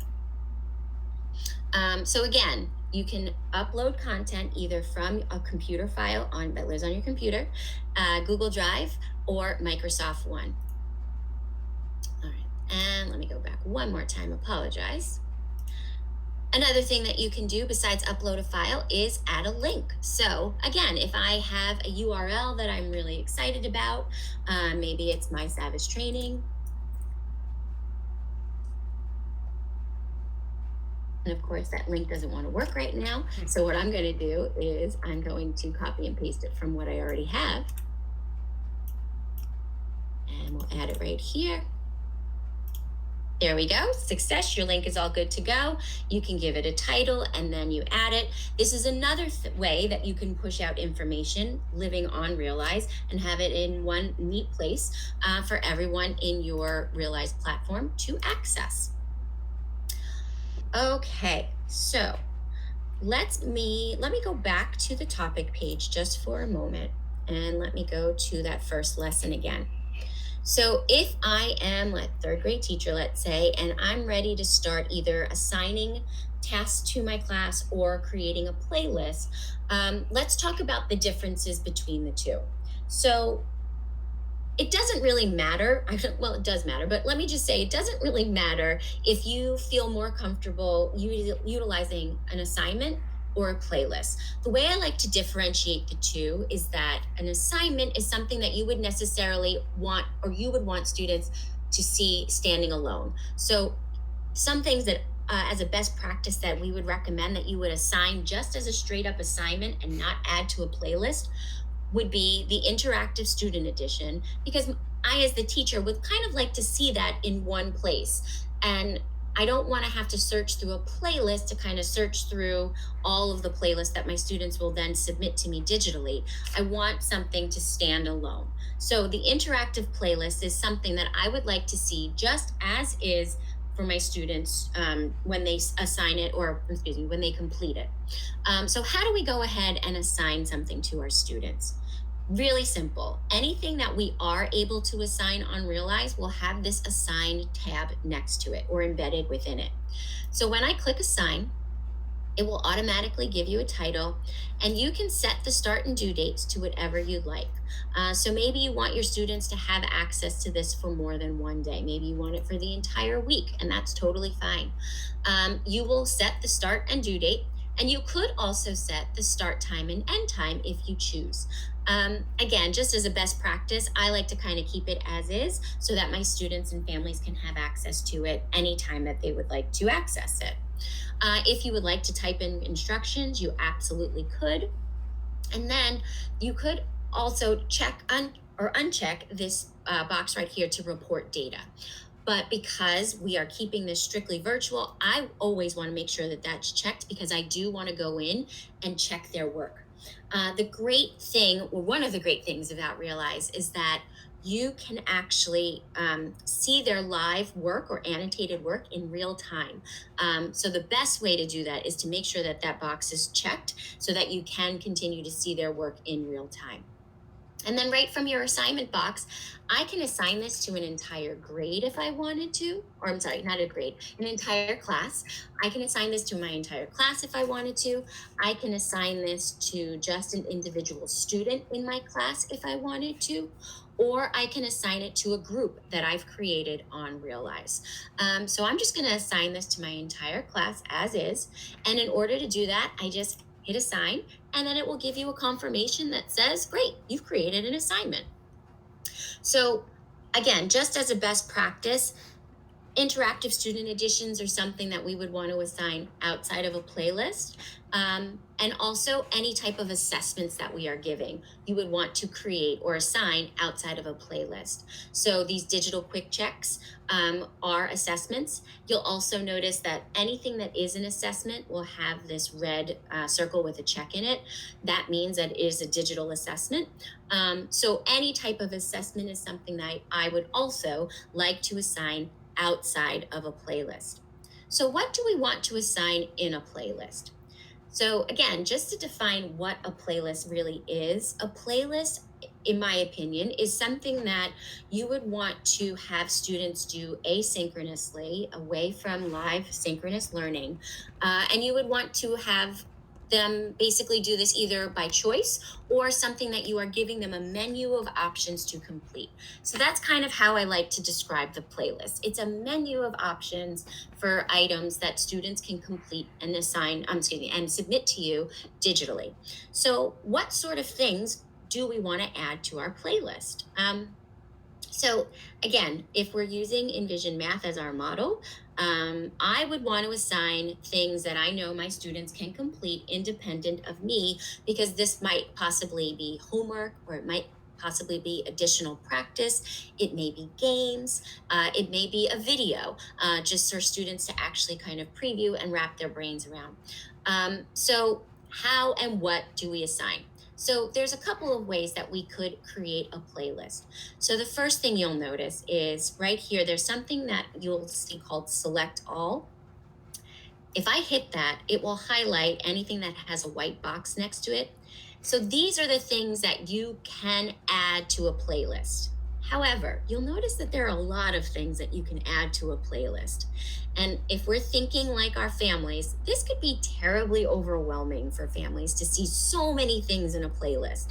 So again, just as a best practice, I wouldn't hit select all on the very first day. I would really kind of preview all of these things and see what is it that we would want to add to our playlist. And also, we want to start off small, right? Because we don't want to overwhelm ourselves. We don't want to overwhelm our families. Remember, anything that you are assigning will be sent back to you. So you don't want to, push out a playlist that has, let's say, 10 or 15 items in it. And then if you have a class of 22, 23, you're getting 22, 23 playlists with 10 items in it. It's a lot to look at. So just as a best practice rule of thumb, start off small and work your way up to adding more things to your playlist or differentiating your playlist for smaller groups. But let's say this is the first day and I want to kind of just get my students' feet wet on what it is that we could have in our playlist. So what I like to do is I like to add things that I know students will be able to do independent of me, and can turn in or submit relatively easily. So I usually always tend to go with something from the Math Anytime if we're using Envision as our model. And the daily review is a PDF. And I know it's a PDF because you'll notice the icon to the left of it is a paper with a little folded tab next to it. So that tells me it's a PDF. The other best practice that I highly recommend is previewing what you're assigning to students before you actually either assign it or add it to a playlist. So this daily review is basically exactly that. It's a PDF sheet that you could assign to students digitally, and they can complete it digitally and submit it to you. The other great thing about some of the PDFs that we have available to you on Realize is that if you go to the Teacher Resource tab, y'all, look, it's editable in Word, and there's also an answer key. But if I go to the editable worksheet, it will open it up as a Word document. And then right from here, I can go in and edit this however I see fit. So really, you have tons of flexibility digitally on what you can assign or add to a playlist for your students. While I'm on the lesson page, besides the daily review, if I go into my Assess and Differentiate section for Envision Math, the Reteach page, the Building Math Literacy page, and the Enrichment page, if I go to those teacher resources, are also editable. So again, you have flexibility in how you decide to push these out to your students, and how you want or what you want your students to complete digitally. Okay, so let's talk about creating a playlist. So I am going to click this box right here because I'm going to add these two features. And then let's say I will also add the Another Look video. So the Another Look video is just an more explicit video for students. If you are familiar with Envision Math, the visual learning bridge videos are very engaging. There's avatars, there's stopping points for conversation, which is awesome. They're a little long, but that's okay because we want them long because we want to interact with our students in here. But these Another Look videos, which are available in the step 3 part of the lesson, are more explicit. So the visual learning bridge videos have avatars embedded within them and stopping points. The Another Look videos are actors or human people, and they really are explicit with the math. And there's not really any stopping points, and it's short and sweet and to the point with examples. So if you have students that are struggling, you may want to assign these Another Look videos to those students as well. So for my example with this playlist, I have the Another Look video as well as my today's challenge and my daily review sheet. So I have not created a playlist as of yet. So what I'm going to do on my lesson page is hit Add Selected to Playlist. And now I don't have a playlist created, so I have to click Create New Playlist and give it a title. So we'll call this one and this is how students will see it on their end, Grade 3, and then we'll just call this Lesson 1.1, and we'll create our playlist. Again, we still have yet to assign it to our students. So when I hit Go to Playlist, this is how it will look on the teacher end. Maybe I don't want my student to see the Another Look video first. Maybe I want them to do the daily review. So I want to edit this. And in order to do that, I just go to Edit. And from here, I can manipulate these to show how I would like my students to see it. So maybe I would like my students to do the daily review, then watch the Another Look video, and then complete the today's challenge. And that will be the playlist that I push out to my class for this day's learning. So I will hit save. Great, I've saved my playlist, but I still have not assigned it to anyone yet. So now I'm going to hit select all, and I'm going to hit assign all. And you'll notice it looks exactly like it did when we created an assignment. The only differences is that if it's a playlist, it'll be highlighted in purple. And this is the icon for a playlist right here. So it looks like a little, just a couple of lines here for you. We will set again our start date and our due date. And let's say, again, you can assign this as far in advance as you would like for the year. You still have the capabilities of setting start and end times and any instructions. So maybe I encourage my students to complete all features in order. And then again, you can assign this to your entire class if you want. Or you can assign it to an individual student or a group. And then finally, we hit assign and it says, great, we've created an assignment. All is right with the world. Yay. And that really is as simple as it can be for creating either an assignment or a playlist. And once you have created that playlist, it doesn't just disappear forever. It lives in your library for as long as you need it. So as you can see, I've been doing this a lot, and I have 42 different playlists going at this point. And again, it's totally up to you what you prefer to do. I will say that a lot of districts that I do work with, they do like the flexibility of having standalone assignments versus having playlists as a way to kind of differentiate their distance learning these coming months. So again, it's totally up to you how you decide to utilize this. I'm going to go to browse just for a second again and go to the lesson page one more time. So again, you'll notice that there are a lot of features on here, specifically within Envision, that you could assign to your students. Some of the other things you may notice is that there are tabs here available for certain pieces, right? So Practice Buddy is something that you will be able to customize and differentiate for your students. Practice Buddy is a really cool feature in that it's scaffold for students. Practice Buddy is available for all grades, K through 5. Kindergarten, it begins in topic 6. So the first part of your year, you will not have Practice Buddy. Teachers in grades 3 through 5, you'll notice you have 2 different versions of Practice Buddy. You have one that mirrors what the students would be doing in their independent practice and problem solving. And then you also have another one that would mirror their additional practice, which is their homework book, which is also interactive. So if you are giving homework, you may want to, again, assign this outside of a playlist so that when you do see it digitally with your class submitting it, you will see it in one section or one piece, not in different parts like the playlist. So how do we see things that come into from our students? One way to do that is by going to classes. So when I go to classes, you'll notice, again, these are just my demo accounts, but you have different buttons that you can, or top tabs that you can utilize with your classes. So the first one that I want to show you, though, is the class settings, because this is where you can actually change how students will realize on their end.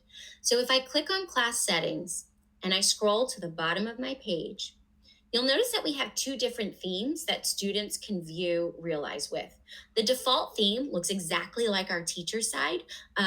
So for students in younger grades, it might be very easy for students and families to get stuck in a rabbit hole of searching for things on Realize. So again, just as a best practice, we highly encourage that you use the early learning theme. And the early learning theme is super, super easy for families to kind of navigate. There's 2 buttons for students to toggle through, My Work and Explore.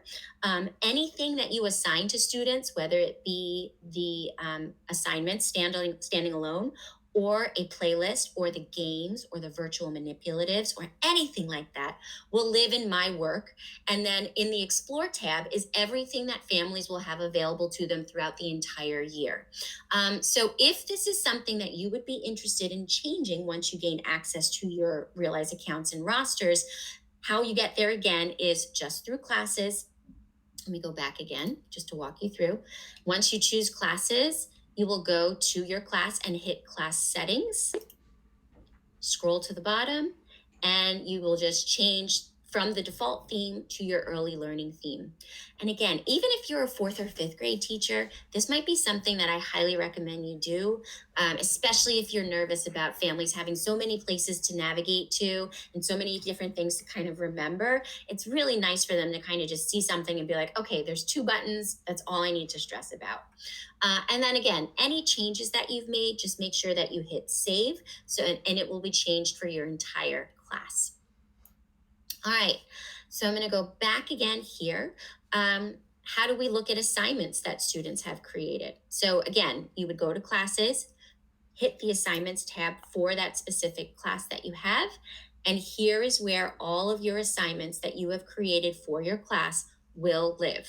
The other thing I should mention while we're here is that you can't ever delete an assignment. You can hide assignments, which we highly recommend you do, because as you notice, it can get really bogged down very quickly.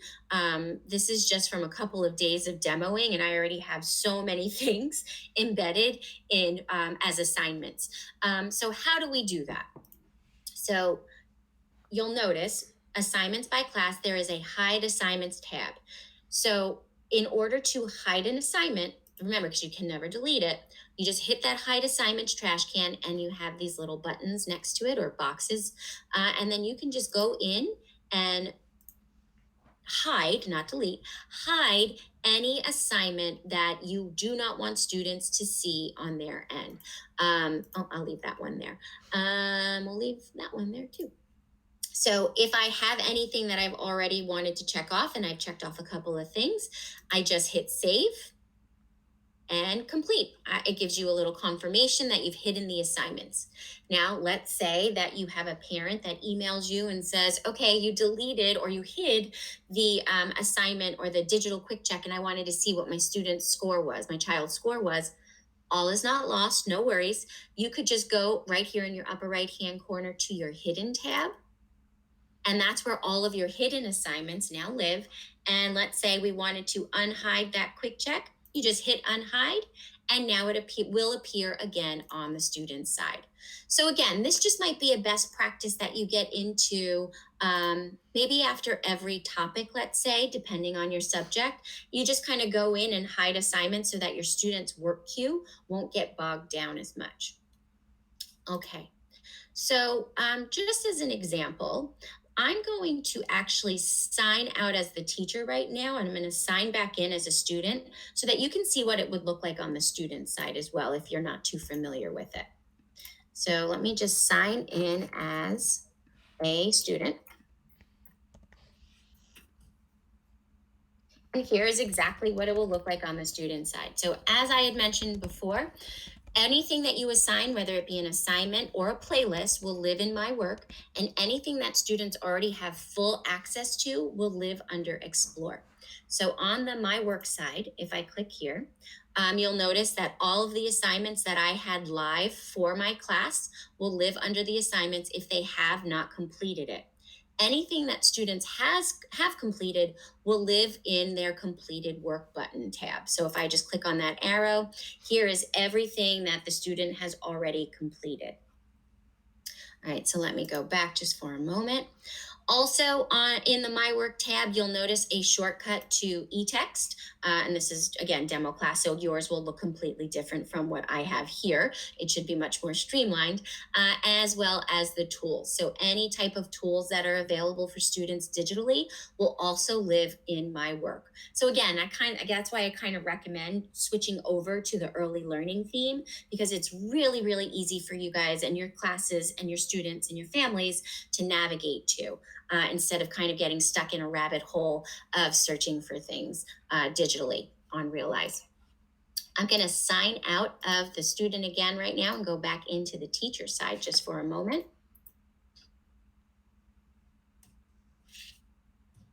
Apologies for that.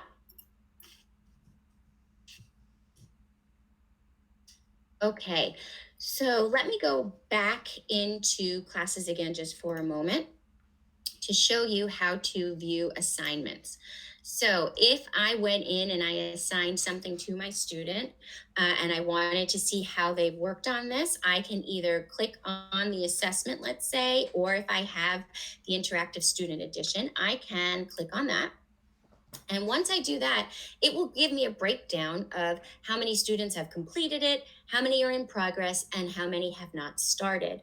I can also from here view the student status. So even if a student is past due, by the way, they can still submit their work. You will have to give it a score, obviously. But if I wanted to see student work that was completed, I can just click on that student.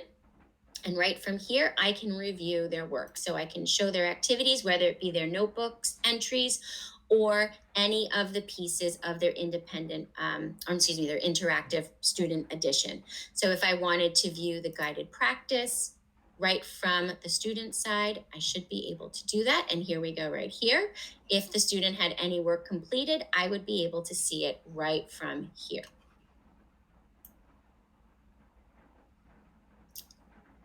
Okay. All right, so I'm going to go back to browse for a moment. Oh, the other thing I wanted to mention, also, if you wanted just to kind of break down when assignments would be due, you also have a calendar here that will map out when you have completed or when you have given specific due dates for assignments. By the way, this is only on the teacher side because as you saw earlier, on the student side, they don't have these capabilities and features. This is more so as for you as a way to kind of keep track of anything that you have assigned to students in Realize. Okay, so before we wrap up and transition into the level 2 of Realize, I want to talk about some of the remote learning features that are available to you on Realize. On your table of contents page, first thing I wanted to point out to you is this distance learning support. So if we click on this tab right here, you'll notice that it gives you shortcuts to our overview of distance support learning. So here you'll just see just our kind of PDF of how to help you get through with starting the school year. If we go to the distance learning with Envision Math, for an example, here, this is a video from Savis, as well as a model lesson that is available to you for distance learning and tools and features that are available to you. We also have suggestions for Envision Math lessons for distance learning as well, and what pieces you should be utilizing, as well as some scenarios that could be utilized as scaffolds, or as scenarios for learning digitally. Some other things to consider, types of questions that could be asked, and some tech tips and other thoughts from the authors of Envision. Then we also have, again, and these are grade-specific content documents. So if you are a kindergarten teacher and accessing these, they will look different than what we are looking at right now in 3rd grade. But these are guidance documents that are available to you specifically for your Envision Math program that will help you to indicate any type of support that may be needed from the previous grade due to the early shutdown last year. And also, again, priority content instruction that would be available to you within Envision Math. The other thing that I wanted to show you is that you'll notice at the top.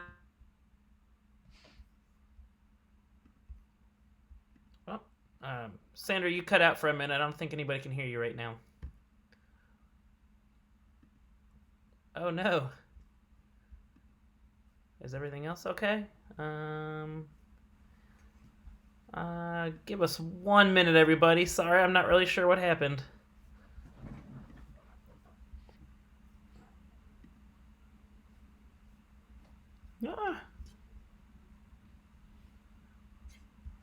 Sandra, if you can hear me, I think you're frozen and we can't hear or see anything you're doing right now.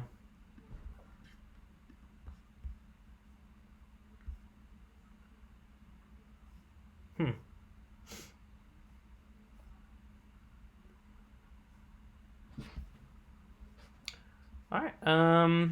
Is everybody else still there? I'm so sorry that we lost her for a minute. Oh, yep, she left the call. So hopefully she'll hopefully she'll get back in just a minute. So while we're waiting for her to come back, let's go through some of our notes and things that we typically go through at the end of a session. Remember, all of these sessions are being recorded, so we will be breaking these apart. So we have our 8:30 to 12 o'clock sessions. So we'll go back and we will break these up in the next day or two, and we will get those posted to the JCPS Digital Learning channel under our playlist. So if you look here, we have our Teacher NTI 2.0 playlist. That's where we'll be putting these videos after we break those apart. So you can go back and watch those with the power of pause. Again, you can follow along with us at JCPS Dig In. So let me go back to our Twitter page here. This is where you can follow us for digital innovation. We tweet, but we also retweet and send along some of the awesome things that we see throughout the district. Okay. Let me see if I need to invite her back in real quick. Let me find her. Where'd my phone go? Oh man, I'm so sorry. Okay. Oh, here it is. Sorry about that. I'm trying to figure out how to invite her back in just in case she needs it. Cool.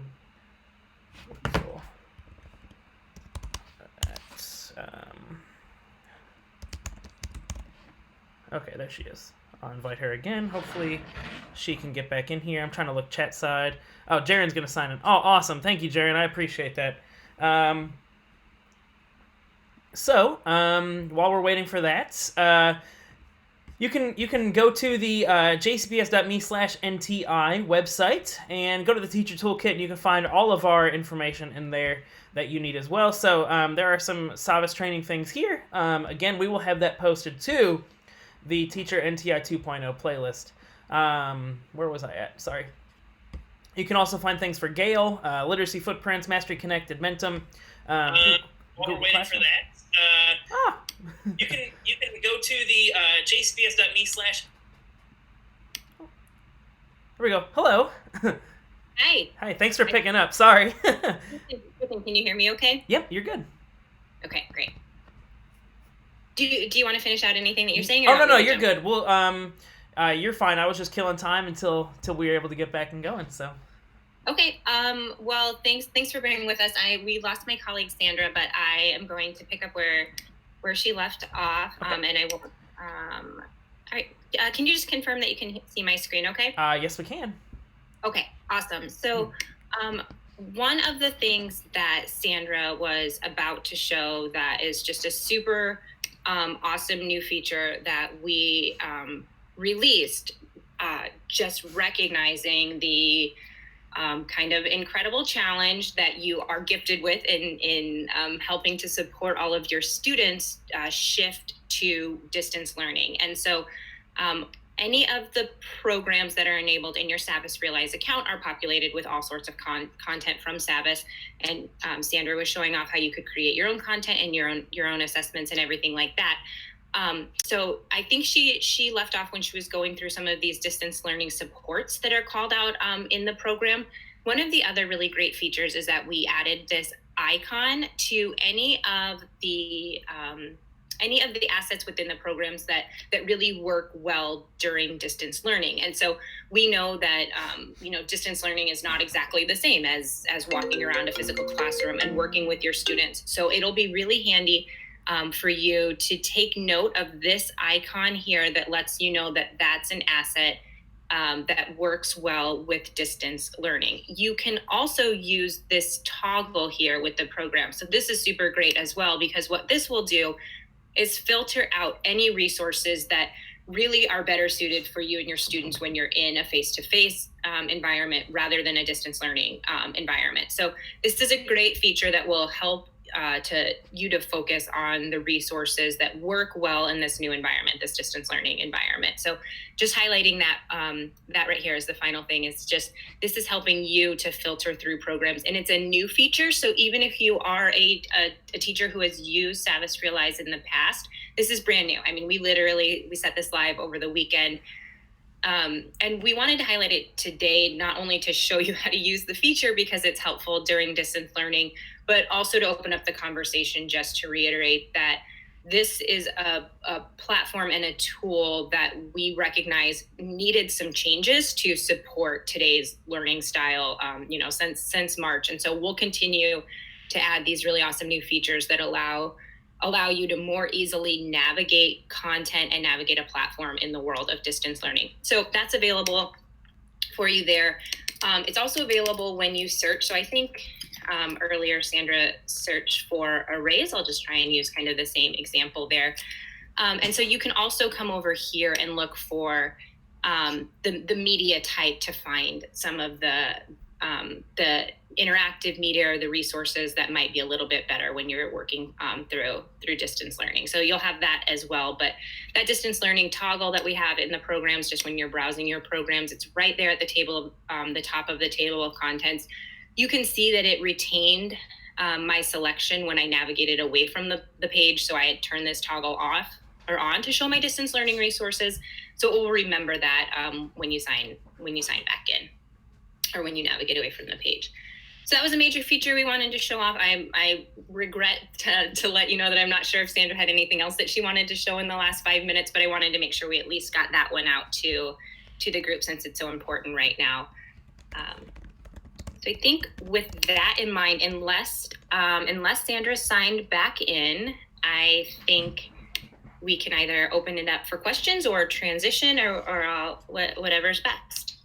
Yeah, I don't think we have had any questions since you've gotten on, so we'll probably just take like the next 5 minutes to go over some things. That way we can kind of stick to the schedule a little bit. So if you want to take like a 5-minute breather before you have to go for an hour, then go ahead. So I think. Yep. All right, everybody. So in our last 5 minutes here, before we start our next Savas Realize training, let's take a look at the schedule again. So this morning we had Microsoft Teams meetings for synchronous learning. Again, we're going to have that session again later today, so at 1:30. I will be back with Kyle Chandler, and the rest of our digital innovation team will be in the chat as well to help answer any questions you all have. We'll be going through step by step how to create your Teams meeting, and then how to link that into your Google Classroom and how to use some of those features. Coming up here at 10:30, we have part 2 of our Savas Realize training. Where I believe they're going to be showing us how to connect with Google Classroom and some other things like that to make it more user-friendly for you. And then at 11:30, right before we go to lunch, we have Jim Unger, who is a Zone 2 digital innovation leader, coming on to talk to us about Minecraft EDU on your Chromebooks, which is going to be awesome for your students. So, Sandra, I see we have you back in. Do you have any final notes in the next 4 minutes? We weren't sure if you had anything that you were unable to get to. It looks like Jaren finished up for everything, but just in case you had some final notes. No, that's it. I apologize. I lost my internet connectivity and then had to struggle to get back on. So, Jaren, thank you so much for popping in, and I'll be in the moderator point this point. But thank you again so much. Apologies for that. Oh, no, it's okay. That's what happens during virtual, right? So it's our reality now. All right. Thank you again. Yeah, thank you. All right, so 1026, again, you can follow us on Twitter at JCPSDigIn, and when you tweet at us, please use the hashtag JCPSDigIn. We love to show some love to you, our teachers around the district. So if we go to latest, you can see our coworkers, Rebecca and Russ, have just created this awesome infographic about Microsoft Teams meetings toolbars and the differences in the tools that are available on there. So please take a look at that right there as well. Let's see what else we have here. A lot of things about Teams meetings in here. Again, we will be having that training later on this afternoon.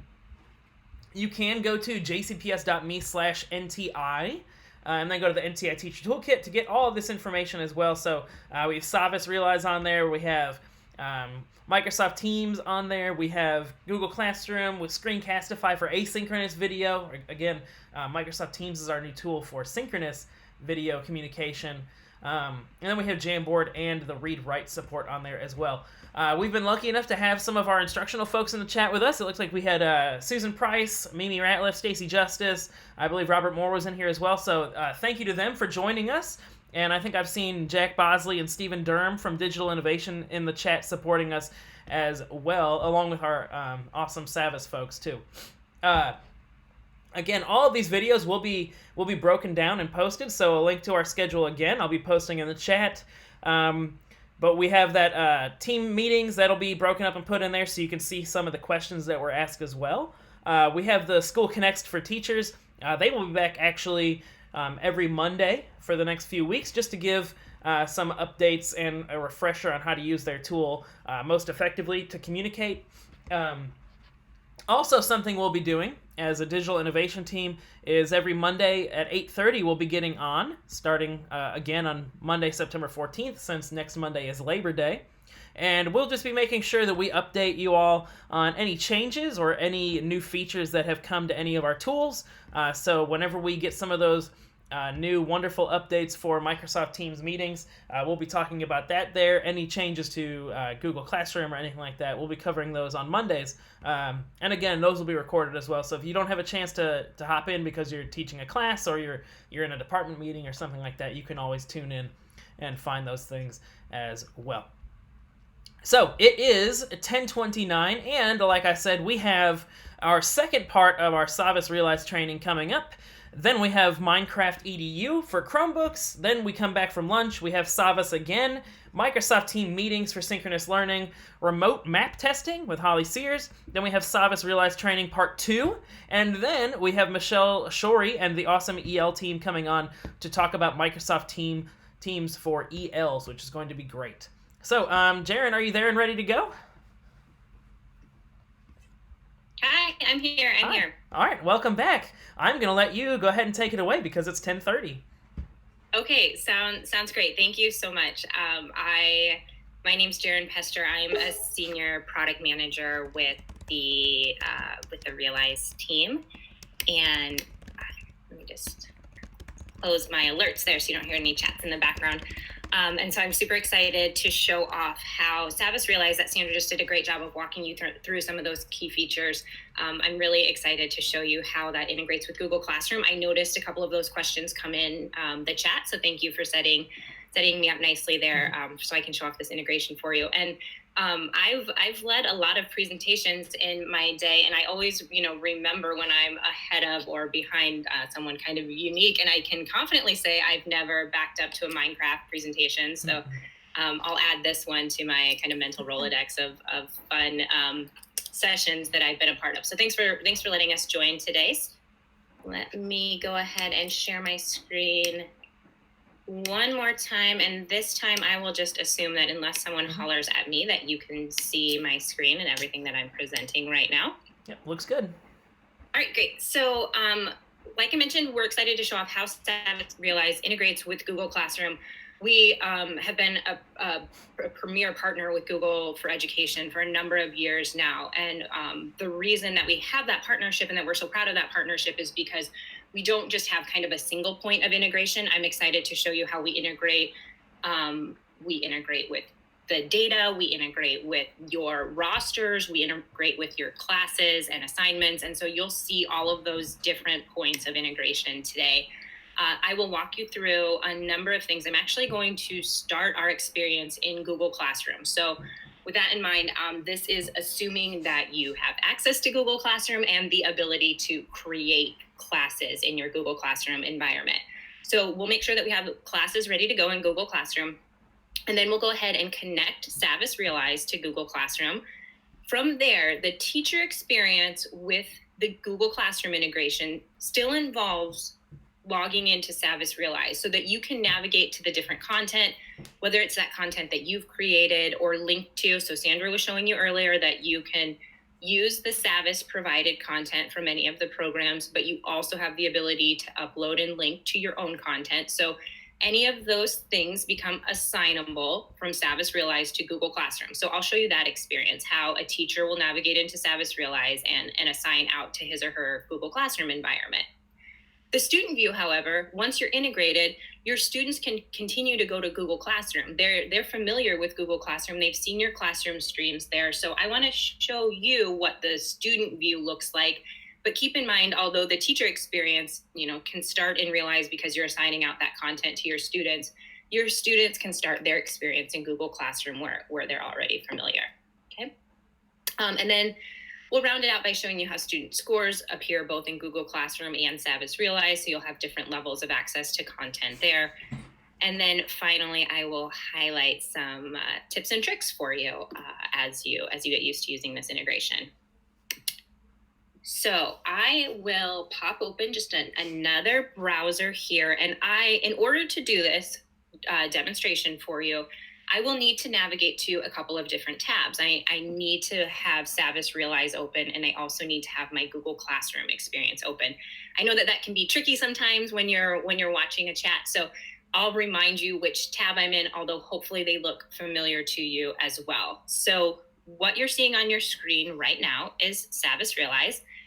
And then I also have Google Classroom open as both a teacher and a student. And I'll show you the student view in just a moment. So the first thing we need to do is ensure that we have classes set up in Google Classroom. So you don't actually have to do this to start using Realize. I just recommend this approach when you're ready to use the Google Classroom integration with Realize.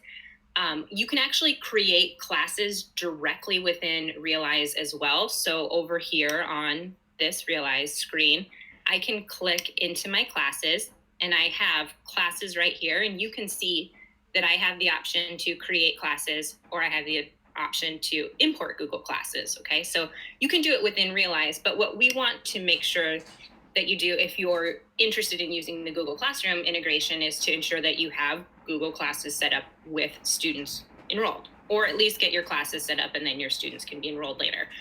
So I've already done that for the purposes of today's call. I have this JCPS math class set up in my Google Classroom with 3 students, okay? Your steps from here happen within within Savvis Realize, and this is where kind of the integration happens, but also kind of the magic happens, because it really is pretty slick that what you've done in Google Classroom then becomes part of what's available within Savvis Realize. So I'm going to click into my settings. This is where you'll launch the Google Classroom integration. So I'm using this person icon in the upper right-hand corner. And when I go into my settings, this is the location where you can go to change information about your profile. So you can see my name and my email and my username, all of those things. And down here at the bottom, this is the important part. You can see the Google Classroom icon, which is hopefully familiar to you if you're a Google Classroom teacher.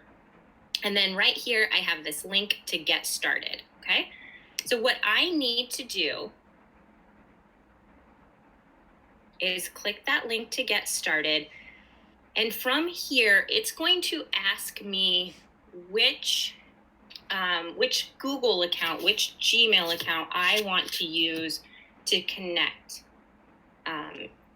to Realize. So I have my mathteacher.jaren@gmail.com. I have some student Gmails. I have my work emails, all sorts of different things. So here's where you want to be mindful to make sure that you select the Gmail account or the Google account. Yours won't end in Gmail, sorry. So your email account, your Google account that is associated with your Google Classroom. So I'm going to select that I want to connect mathteacher.jaren@gmail.com. And then this is going to let me know all of the great things about the integration, okay? So it's going to let me know that once I connect this, then Realize can see the courseworks and grades from Google Classroom. It'll see email addresses of the people in your classes because it's pulling in those rosters from Google Classroom. So I pause on the screen for just a moment because I think sometimes these screens can be just a little bit scary if you're unsure what they're asking you to do, because it does ask that you trust Savvis Realize, and you want to do exactly that because you want Savvis Realize to be able to see the students or the rosters rather that you have in your Google classes. So I will allow that. And what you can see from here mirrors what you see in Google Classroom. So let me show you that. So I'm going to go over to Google Classes for just a second.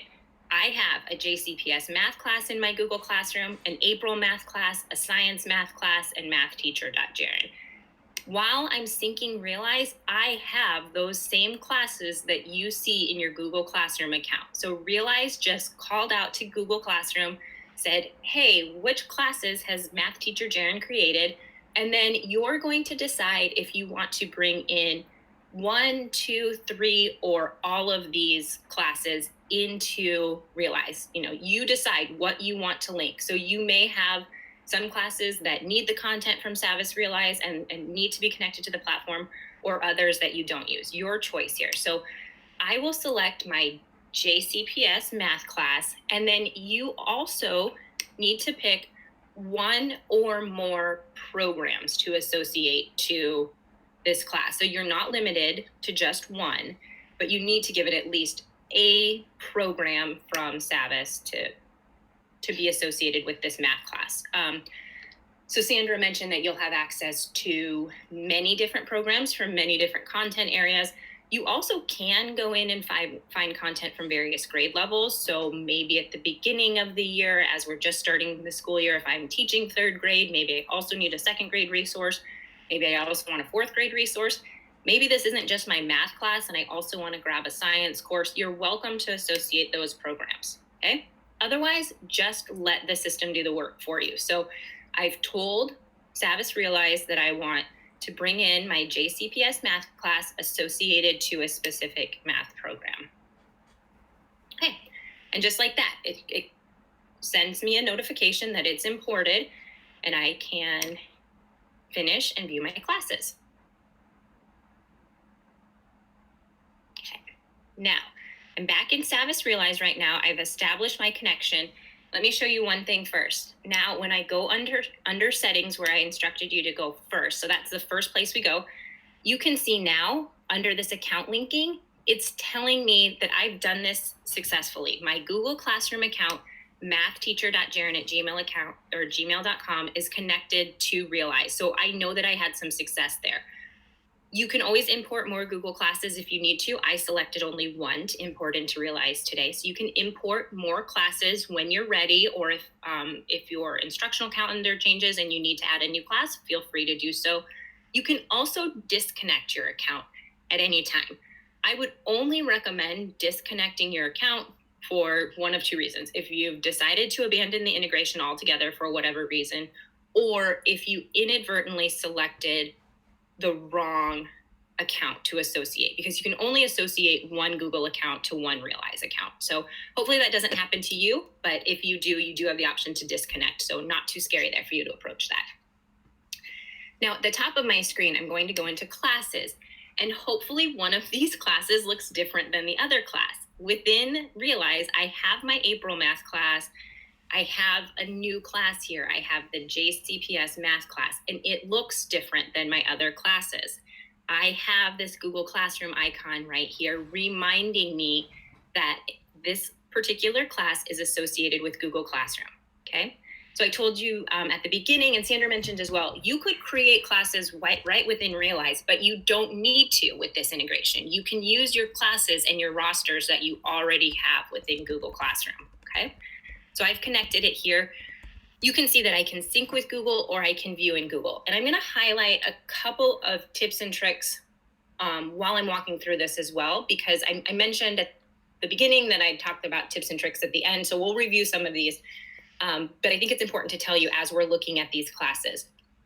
If you decide you want to use the Google Classroom integration and you don't need the other classes, just like Sandra showed you how you can hide assignments within Realize, and you're not deleting the assignment, you're just hiding them so that you don't have clutter when you're working within Realize.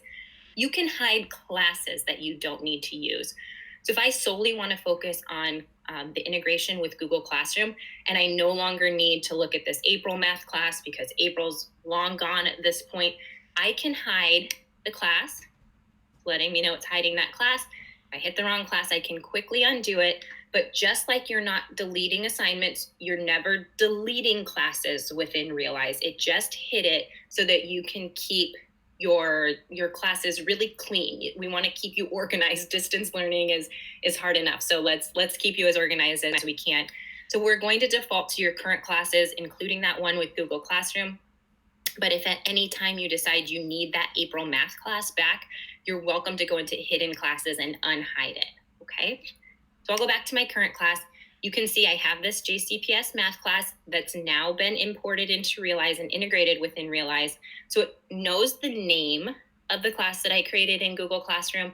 I can see that it's associated with Google Classroom, and it even pulled in my roster. Okay, so if you remember over here in Google Classroom, I could see, and I just set this up for a demonstration. So I have 3 students in my JCPS math class and within Google Classroom. And if I go over to Savvis Realize, I have 3 students in my JCPS math class. Okay. The 2 things that Realize has done so far is called out to Google Classroom to know which class to pull in. And the second thing is it's called out to Google Classroom to know which students are associated to that class. Okay. So here are the 3 students who are in my Google Classroom class. And you can see that my first student has connected and my other students have not yet connected. So that's an important point to know as a teacher, as you're supporting your students. If you remember when we made the connection, I had to accept an agreement that allowed Google Classroom to connect to Realize. So I can see that this student named Chris, his email address is studentchris4@gmail.com. He's connected already. So he's done something within his Google Classroom account that connected him to Realize. He clicked on one of the links that we put out there. But my next couple of students, another Chris and Mia, have not yet connected. So I expect to see this at the beginning when you are first setting up your connection to Google Classroom. It will pull in your class names. It will pull in your rosters from Google Classroom, but your students have to take some steps to connect as well. They don't have to go under settings and to connect to Google Classroom. That's a teacher initiated option, but they do need to click on a link within their class that says, yes, I want to pick, or I want to be able to see this. Okay. So what we've done so far is we have made sure that we have a class set up in Google Classroom, and then we have gone under our settings here. We have clicked that we want to connect to Google Classroom, and then we have confirmed within our classes that we have our math class that's connected to Google Classroom. One other tip that I want to point out is that the Realize connection to Google Classroom is live and automatic. So as you make changes or as you do things within Realize and within Google Classroom, that sync is happening. If students are added or if new resources are added, that's live. You don't need to do anything. This button here to sync with Google is available if you make any changes in Google Classroom that are not yet reflected within Realize.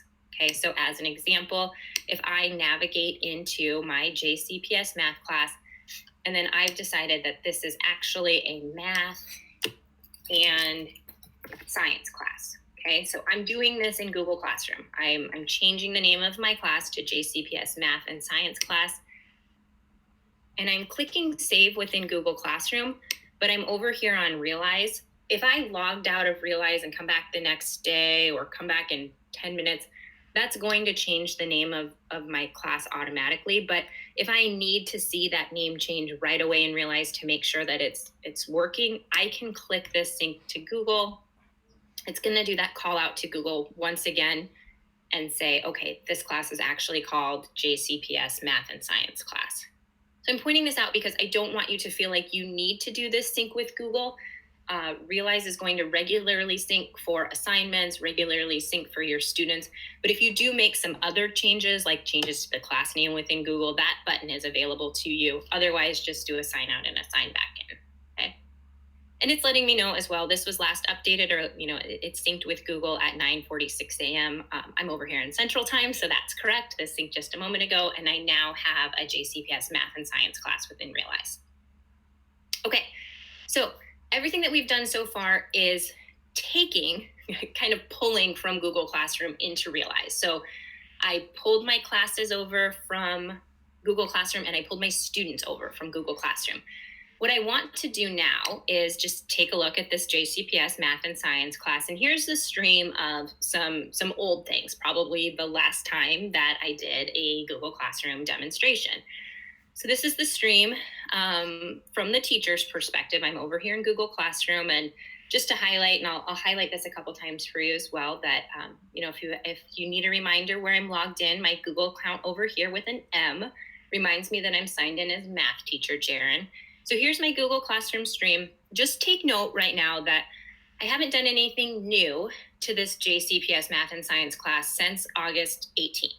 Okay, so I have done something there, but it hasn't happened since August 18th and the 17th and the 6th. So I've got some old stuff listed there.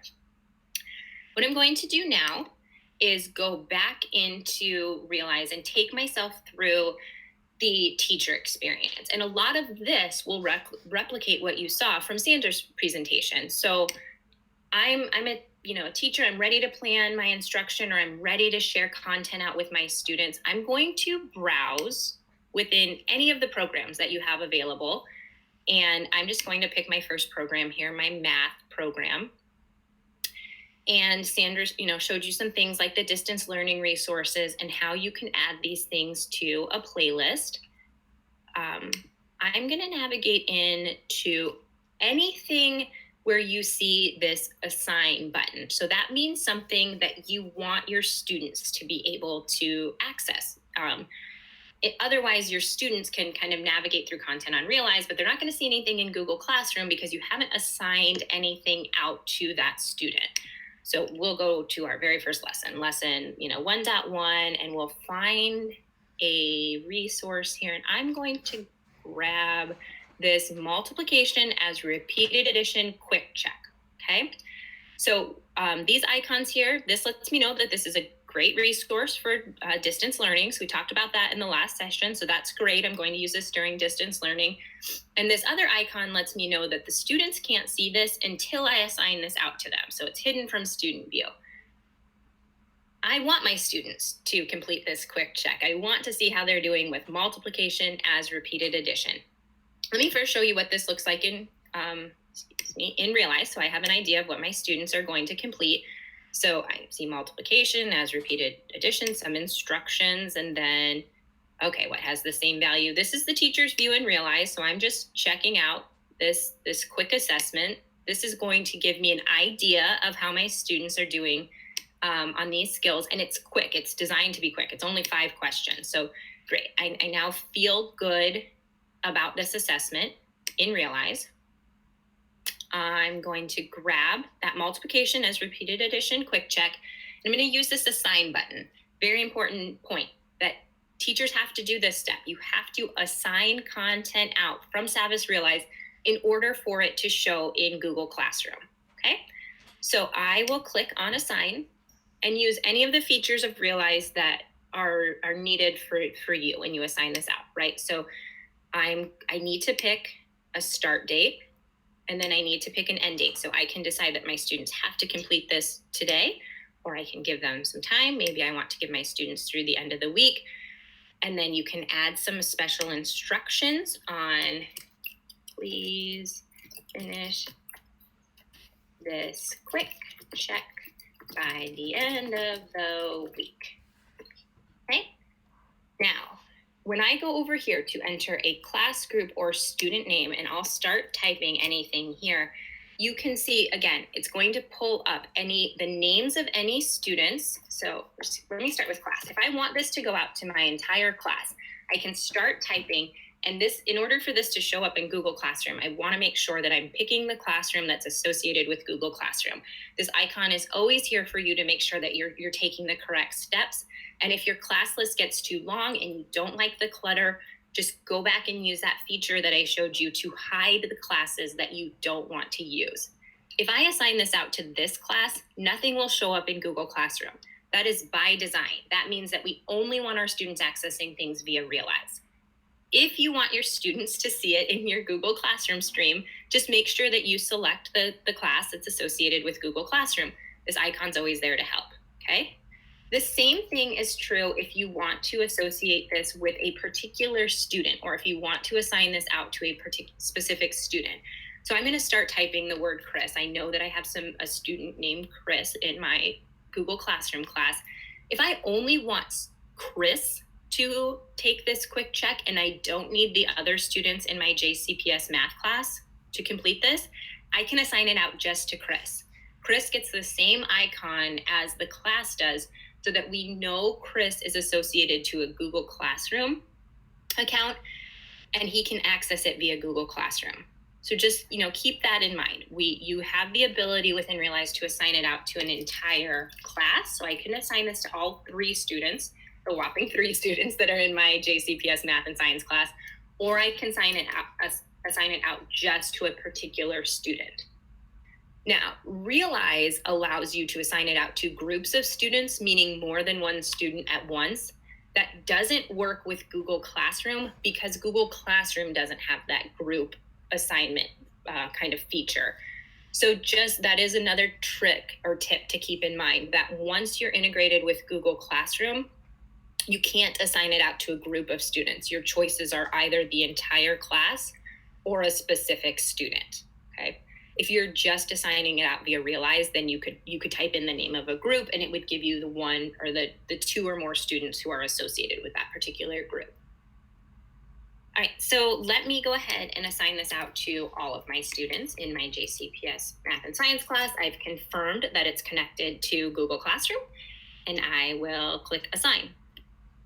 One thing that I value about this integration, as I'm, putting my teacher hat on and wanting to make sure that I'm doing the best that I can with digital and the best that I can with my students, when I click on assign, I love that it says your assignment was created in Realize and will appear in Google Classroom soon.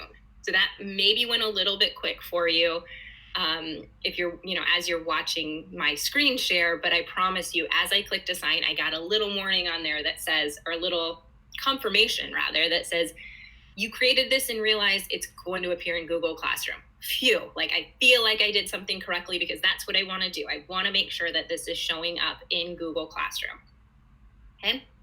So first, let me show you that if I go into classes within Realize and I click into assignments, I can see multiplication as repeated addition, quick check, was assigned today, and none of my students have completed it yet. Obviously, they haven't had a chance to do it, but so it created that assignment right within Realize.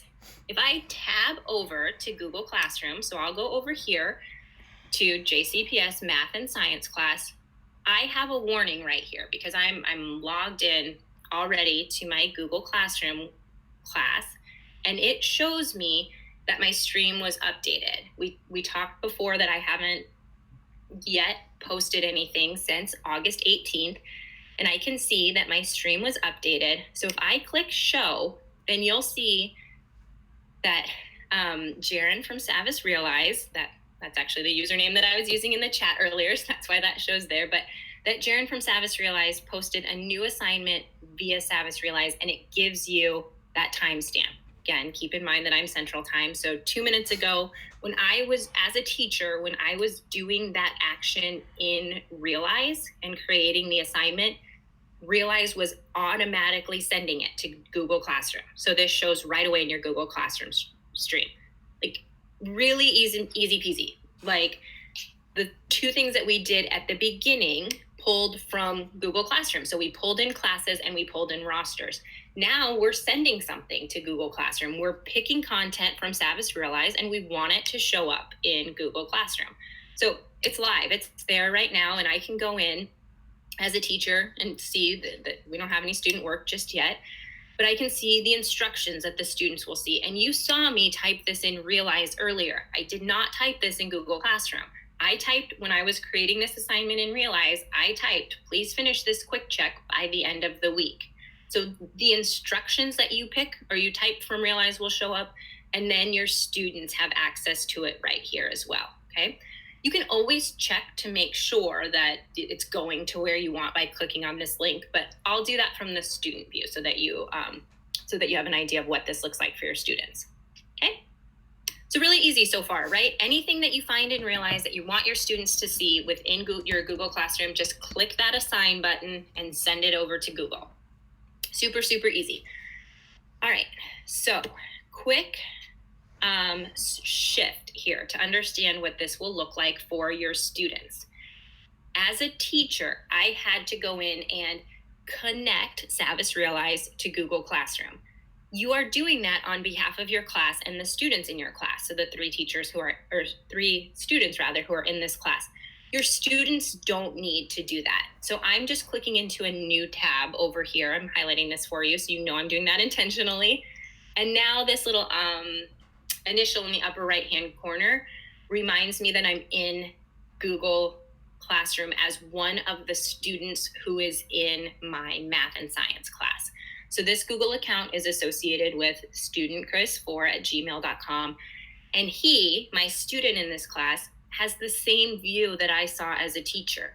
Right now, I can see that the last time the teacher posted anything was August 18th, so that's old.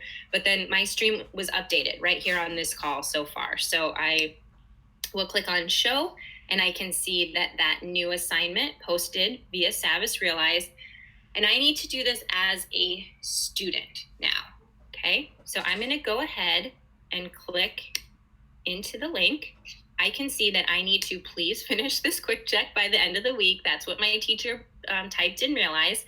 I have all the features of Google Classroom that your students are used to. And then when I click into this as a student, they'll always get this screen. It's going to redirect them there in the last, and it counts down from 10 seconds. It opens in a new window, or the student can click take me there now, and it will take them there. And I like to show this screen as well because it's asking the student how they want to continue to Savvis Realize. And the reason that I'd like to show this screen right now is that you know your students and their environments better than I do, but it's very possible that a lot of students across the country right now are working from shared devices. Maybe when they're doing some work at home, they share with a sibling. So big brother or big sister was working on this and had signed into Gmail. Maybe their parent is working from home and has signed into a Google account on that device. So this screen right here is asking student Chris which account is actually his. How does he want to access this content? Super easy if Chris is the only one on this device, because then he'd only see his email here.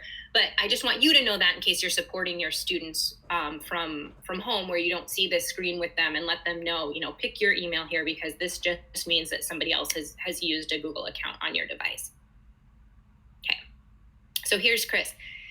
He's now taken from Google Classroom his assignment in Google Classroom. The only thing Chris has signed into so far, the only thing he's accessed is Google Classroom. And I think your students are really familiar with that already. So Chris, the only thing he needed to do was get into Google Classroom. I clicked on this multiplication as repeated addition within Google Classroom, and Chris is taken here to complete his work. So he actually does the work within Realize, but he doesn't have to log into Realize. He doesn't have to navigate around Realize to find that content. He just knows that he needs to click the link within Google Classroom and complete his work, okay? So I'm gonna do that as Chris. I'm gonna take multiplication as repeated addition. Fortunately, I grabbed grade 3 as my assignment here. So we'll see how I do with grade 3. In math classes, I try to not go above grade 3 because you'll never know where I end up. So, all right, let's imagine that we're Chris. We're home completing this. This is using all Realize functionality. If he needs to hear, which has the same value as 2 times 3. Okay, so if he needs this read aloud to him, if he needs the audio, he certainly can. And I'm going to complete this quick check. So each bag contains 2 apples. Which should Eddie use to find the total number of apples? There's 4, and there are 2 apples. So he'll do some multiplication. And after this, if I get anything wrong, it's just intentional because I want to show you how this scores as well. So this is a multi-select question. Choose the addition equation and the multiplication equation that represent this picture. So I have to choose both the addition equation and the multiplication equation. So I'm going to multi-select here. And then we'll grab a wrong answer just to be safe. So Beth has 3 baskets. Each basket has 6 apples in it. What represents that? So we'll think that that's an addition problem and select that. And then this says drag the equation to match each situation. So this is a drag and drop equation. This is using that Realize functionality. So we will drag 5 groups of 6. We will grab 3 groups of 5. We will grab 4 bags of 5 marbles. All right, I think that's good. I think I'm okay with 3rd grade. All right, and then next, keep in mind, I'm student Chris. I'm student Chris right now. I am completing my multiplication as repeated addition quick check. I can review my progress here. So make sure you've answered all the questions before submitting your test. If I want to go back and view one of these questions, I can. Otherwise, this is letting me know that I've answered 5 out of 5 questions, okay? So then this student will submit his test. It lets Chris know that he answered questions 1, 2, 3, and 5 correctly. He answered question 4 incorrectly, and he got an 80%. So student Chris got an 80% or 4 out of 5 questions correct. And he can go back and view this and say, oh, okay, question 4, I got incorrect. Here's the incorrect answer that I selected. I selected answer choice B. Maybe I want to go back and rework that. But either way, Chris gets his score right away within Realize, okay? So I'm going to exit out of this. He sees, oh, congratulations, you've completed it. Oops, sorry, my assignment's here. He can always go back and see what he's completed within Realize. So he completed that multiplication as repeated addition quick check. He got that 80%. Maybe he wants to add a comment or attach a file to explain his work here. He certainly can do that. Otherwise, he can just be done. That's all that he needed to do with this assignment. And then he's back in his Google Classroom class, and you can see here that it's completed, okay? So he scored that 80% that you saw. He answered 4 out of 5 questions correctly. So Chris, as the student, I'm back here in Google Classroom, he sees that score in Google Classroom right away. So I just completed this as a student. I saw within Realize that I got 4 out of 5 questions correct, or an 80%. And you can see right here within Google Classroom, the student Chris got an 80% on this, okay? Now, let's check that from the teacher view as well. So I will just toggle over here in Google to my teacher view of my JCPS Math and Science class. And now when I click on today's assignment that I posted, so this is from 9:54 a.m. Central Time this morning, I can now see that one student has turned it in and it's assigned to 2 more students, okay? So student Chris is already graded. These other 2 students have not yet completed their assignment. That score is visible to the teacher here in Google Classroom automatically, okay? So that's an overall score within Google Classroom. So the student completed their work. The student sees that he got an 80%. The teacher also sees that he got an 80%. If I go over here to Realize, now this has signed me out, and that's because I signed in as a student. So I have lots of tabs open here. So since I signed in as a student before, let's see if I can. I'm going to sign back in to Realize as the teacher. So again, the teacher who linked to Google Classroom and assigned this out to their students. If I go in to my classes now, I have that JCPS math class. I can see that one new assignment was submitted. So I didn't have to do anything. I didn't have to click this sync with Google. I didn't have to, do any sort of call out. I can see right away that one new assignment was completed, and I can click into my assignments and see that multiplication as repeated addition quick check. And within Realize as well, I see that 1 out of 3 students completed this. And you won't be surprised to learn that the average is an 80% because one student completed it. You saw that he got an 80%, and you can see that right there, okay? You can always go in and view student status within Realize as well. So if I need to understand the one student who has completed and the 2 students who haven't started, I certainly can do that. Or I can go into the data for this assignment. Now, the reason that I'm highlighting this is that the integration with Google Classroom is fantastic. We're really proud of the work that we've done there. I see my colleague, Will Baker. He's answering some questions in the chat right now, and he's been really critical to developing this integration. And it's really great that we can pull in the classes, the rosters. It's great that we can share content from Realize over to Google Classroom. And it's great that we can share the data, but the data, the scores, the student scores that you see within Google Classroom are an overall score. So that Chris got an 80%. You do have more detailed data analysis in Realize for any content that that your students complete within Realize. So it's super helpful to see everything in Google Classroom. But if this is an assignment where you're really doing some data analysis and really want to understand how your students are performing, please know that you can always click into the assignment and go into the data tab here. So I'm in a, or I can navigate over to data and go into my JCPS math and science class. Oops.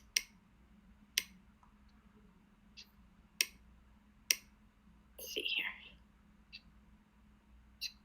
And view the data there. So I'm going to browse, oopsies, into that assignment again. Give me just a moment.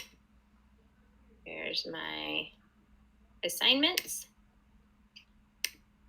And I'll go into the data here.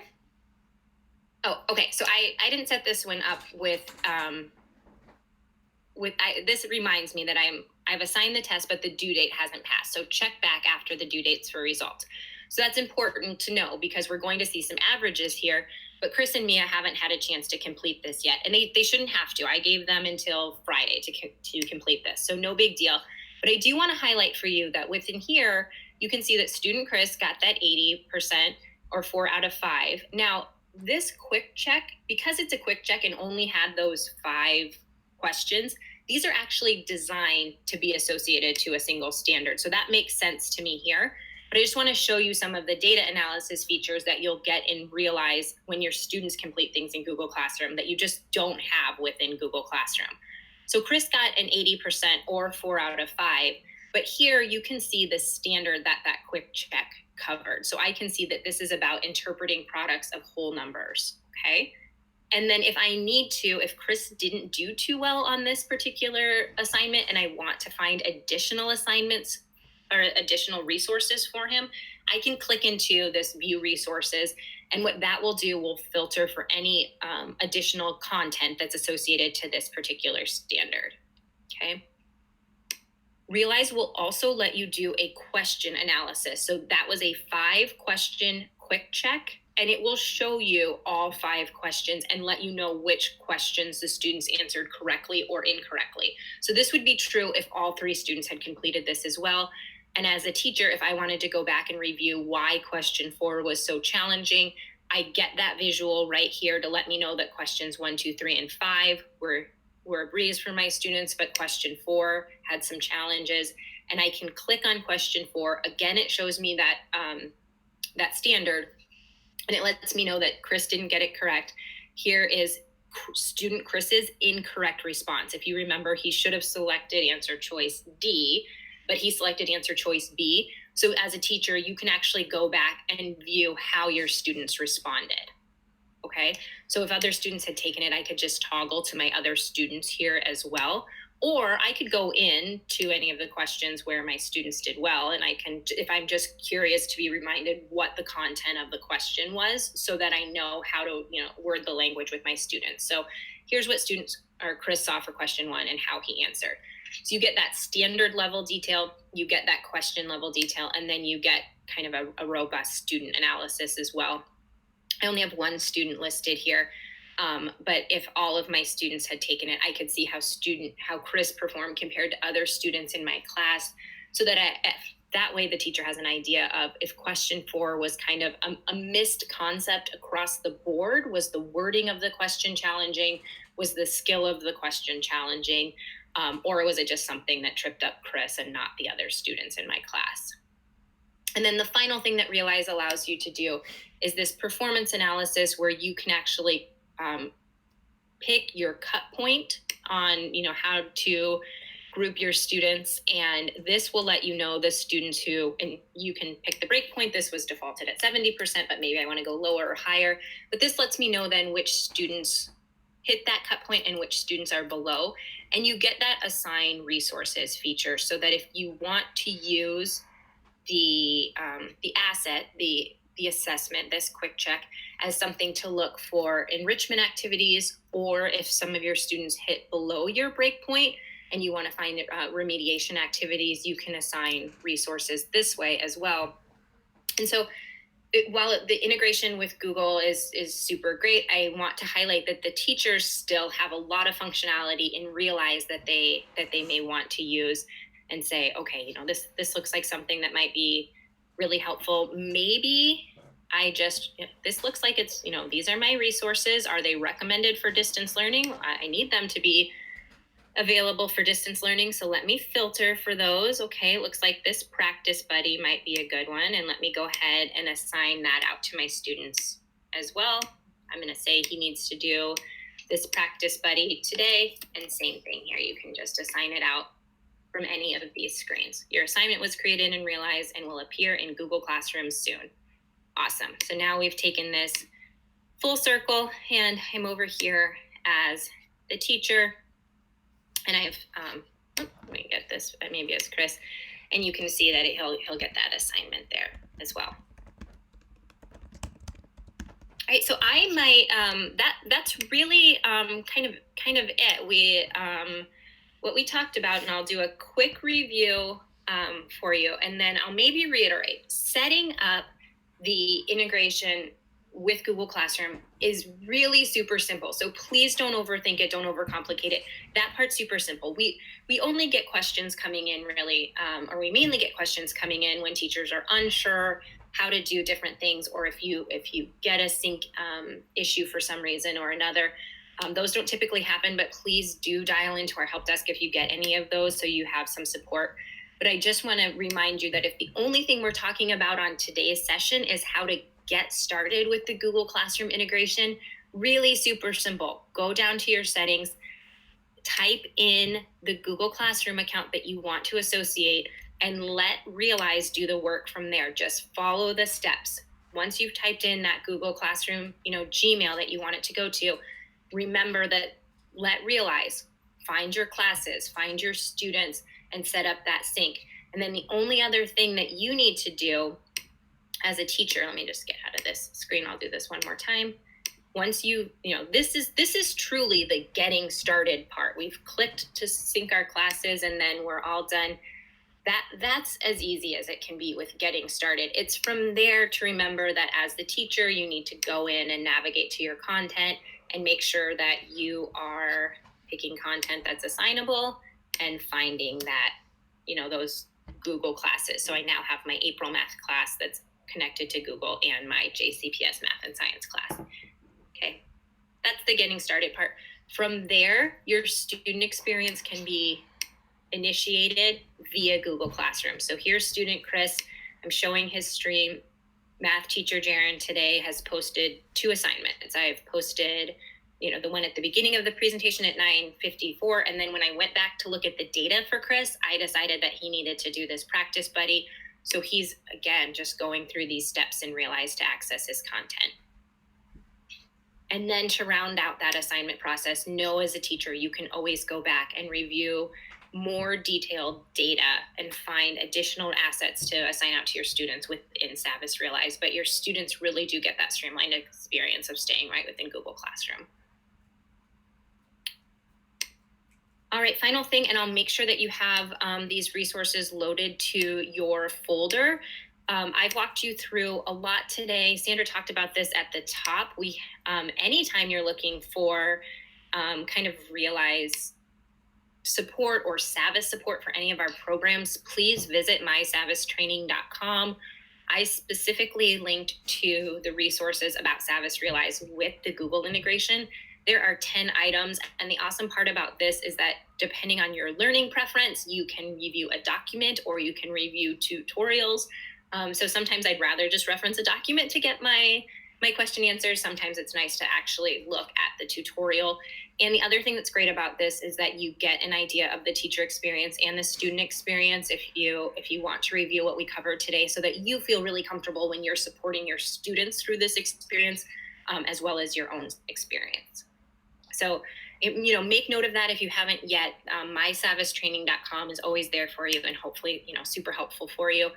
We also have contextual help built right into Realize. So if you need help with what you're doing while you are working in Realize, we always have this help feature up here, and you can ask for help with this page, or you can search. If you log on to Realize and say, wow, Jaren showed me way too much, I don't remember anything that she did, you can search right within Realize and pull up some of these help screens. So I've linked that for you as well, but that will walk you through everything that I've covered, and it's available for you at point of use during your experience with Savvis Realize. You can always go up and, open up this help menu up here to get some support there.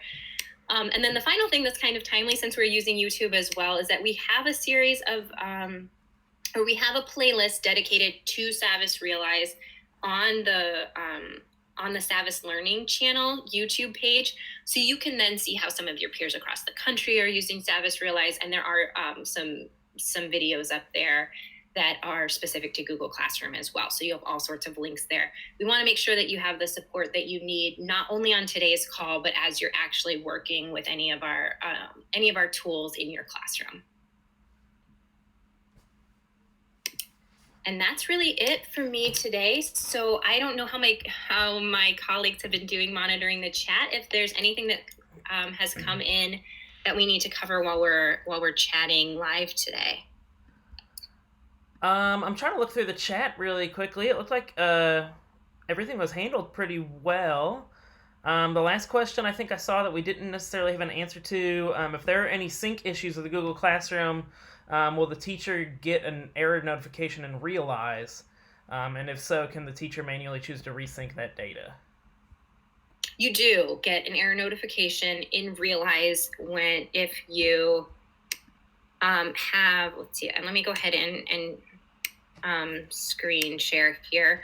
But you will get a notification if you weren't successful. So everything I showed you today was ideal, right? I was green in everything that I connected. So it let me know, it said, nice, my classes were imported, and I went and saw my students, or when I created assignments, it said, in a green message, you created an assignment and Realize it will show in Google as well.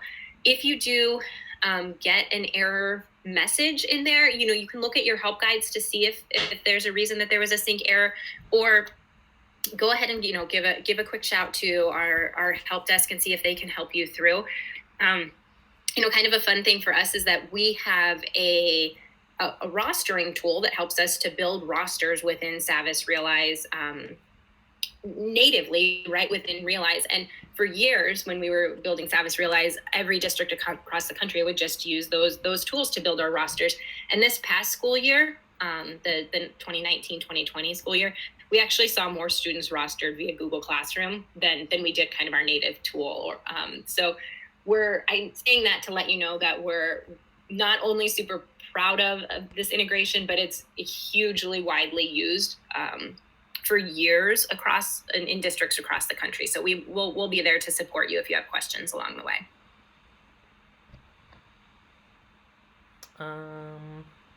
Okay, let me see here. Whoops.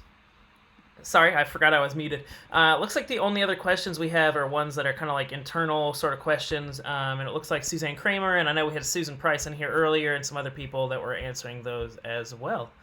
I'm scrolling through one more time just to double check, but I don't see anything else. So thank you so much. We appreciate it.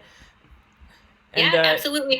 Have fun with it. Like I said, we love it, and we hope you love it, and we hope it's making, in these tough times, we hope this is one thing that will make everything a little bit easier for you and your students. So good luck.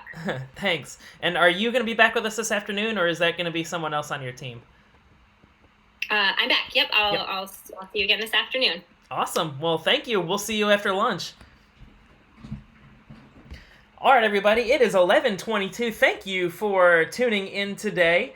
We appreciate our friends at Savvis being here to join us and to take us through these trainings. So let's take a look at our schedule for the day so we can see what's coming up next here at 11:30.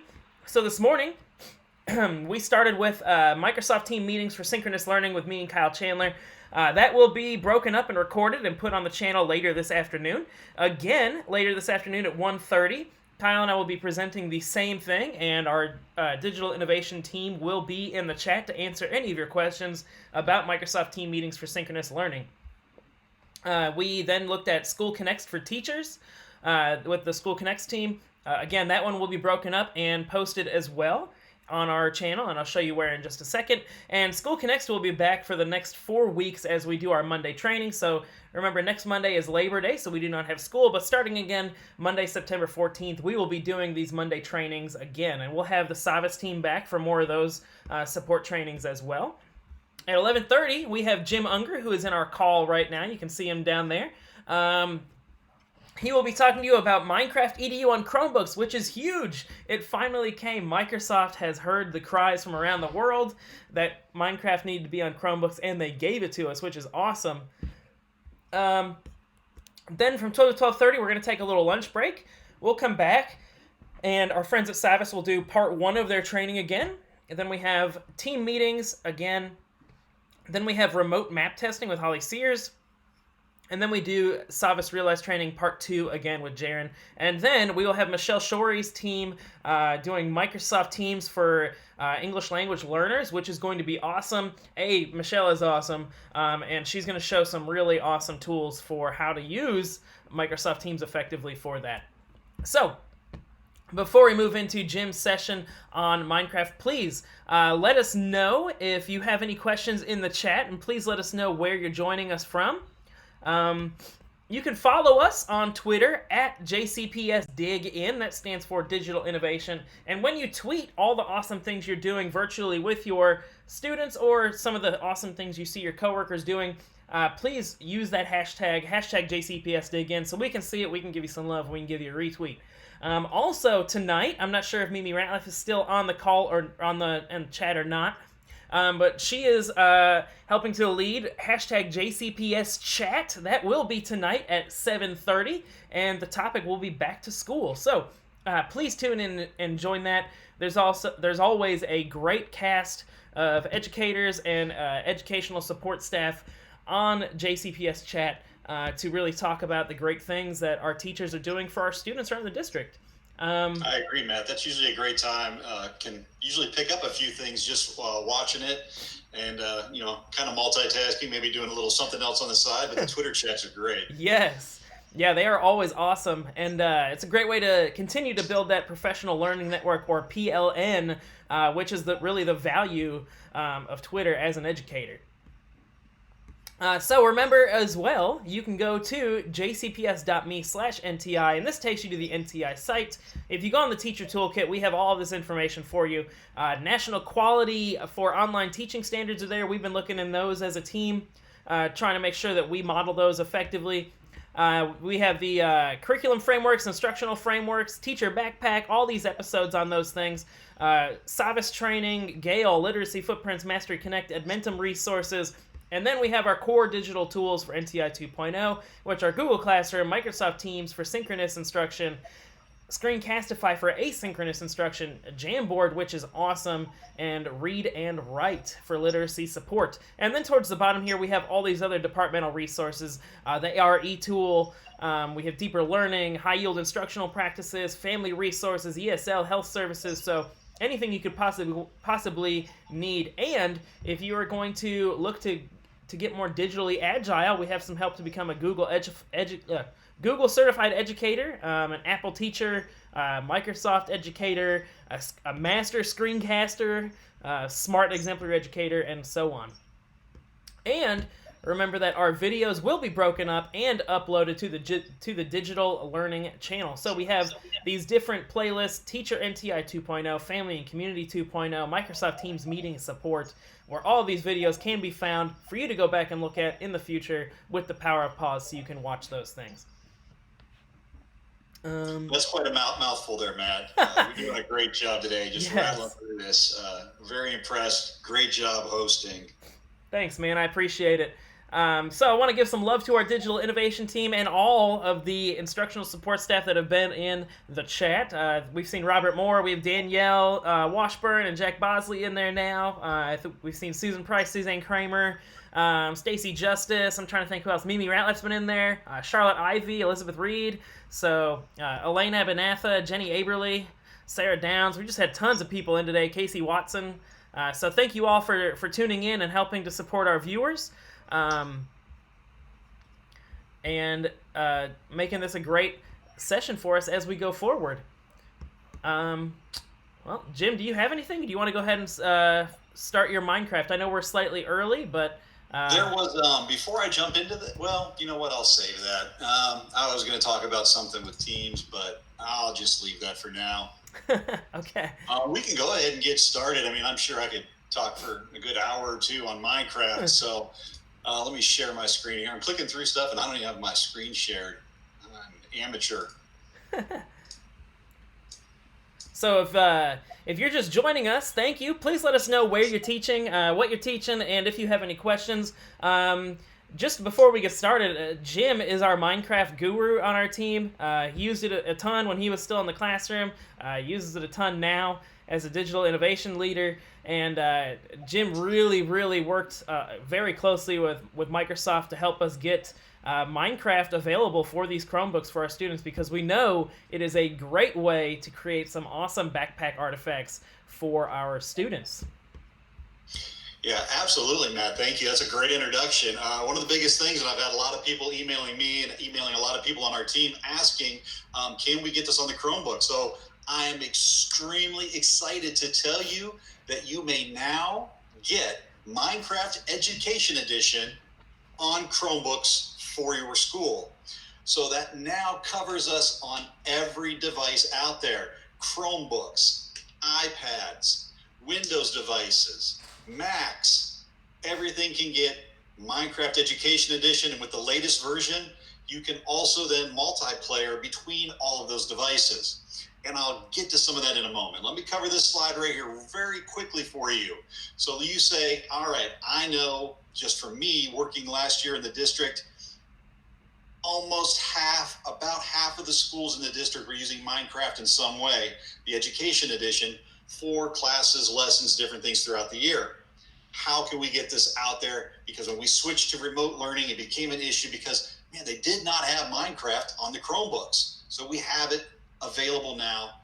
This is the process. One, know that it has to go out to the entire school when you request it. We cannot break it down by class or anything like that at this point due to the NTI nature of devices. So when you do it, you put in a jcps.me/help support ticket. You do a request for your school with your location number, and it will get applied to your school's devices. After that, you will get an email confirmation, because we know how ticketing is right now. It's extremely busy, but when they do complete that ticket and push it out to your devices, it will automatically show up on student Chromebooks. For teacher Chromebooks, they will be able to go into the Play Store and get the Minecraft Education Edition app. And it is an app, so when you look for it, it'll be down at the bottom of the Chromebook where all your little programs are. It's a little bit different than some other devices. The next thing is you will get an email. Whoever put the ticket in will get an email listing my email address and the innovation team to support you with any questions you may have about Minecraft Education Edition. And hopefully we can talk about a lot of those things here. And I'm kind of watching the chat, so if you have anything, absolutely drop it in the chat. I also then on my end, which I just love this ticketing system. I didn't even know some of these things are possible. So you'll get an email when it's completed. When they've pushed it to your school, I will also get an email letting me know, and that adds to my running list of schools that are using this, so I know who to contact and work with. Because one of the things we do, and I probably talked about this, is that Artifact Design Studio with digital innovation. We come out and we will actually co-teach with you. Great thing is, NTI, we still do that. Your team members throughout your zones, if you're in zone 1, that's Jack and Rebecca. Zone 2 is myself and Kathleen Receiver. Zone 3, you have Russ Hockenberry and Stephen Dern. And then the high school zone, zone 5 is Matt Balka, our great host today, and Daniel Washburn. And then the middle school zone, zone 4, that I skipped over accidentally, but best for last, I guess, we have Kyle Chandler and Elaine Abernatha. Sorry, I was running out of names there. All right.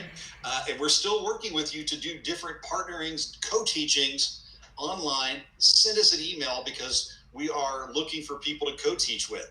If you're looking for Minecraft, let me know. If you're looking for some other options, talk to the people in your zones. They will get to you. I'm not going to get off task with my Minecraft though. So, biggest thing, Chromebooks, put in a ticket, it'll be pushed out. iPads, same thing. That is an app that gets pushed out and it goes to the devices. Windows devices or Mac devices, you can go straight to the Minecraft education website, which I'm going to show you very soon here. Let's jump over to that. So you got the Minecraft education site. You can go there. And where's our download button? I think it may be under, oh, there it is, support, download. I go to that and I can download it for my devices. You'll get the latest editions. All right. Great thing is once you have them, they're updated. You can play between all the different devices. All right. So a lot of great stuff going on there. People saying hi in the chat. All right. Thank you. Oh, I see Daniel Washburn, great D-Dub in there saying hi to Deborah Unger, a wonderful librarian. My fans out there. And let's see. All right. And let me throw this in the chat just to get this out there. We have a JCPS Minecraft website. And you may be able to approve this, Matt, you may not. Sometimes you can't post links. But let me know if that shows up, Matt. If not, I'll try to share this over to you so that you can send it out for people to look at. All right, so what is Minecraft Education Edition? Because a lot of people don't know what exactly this is.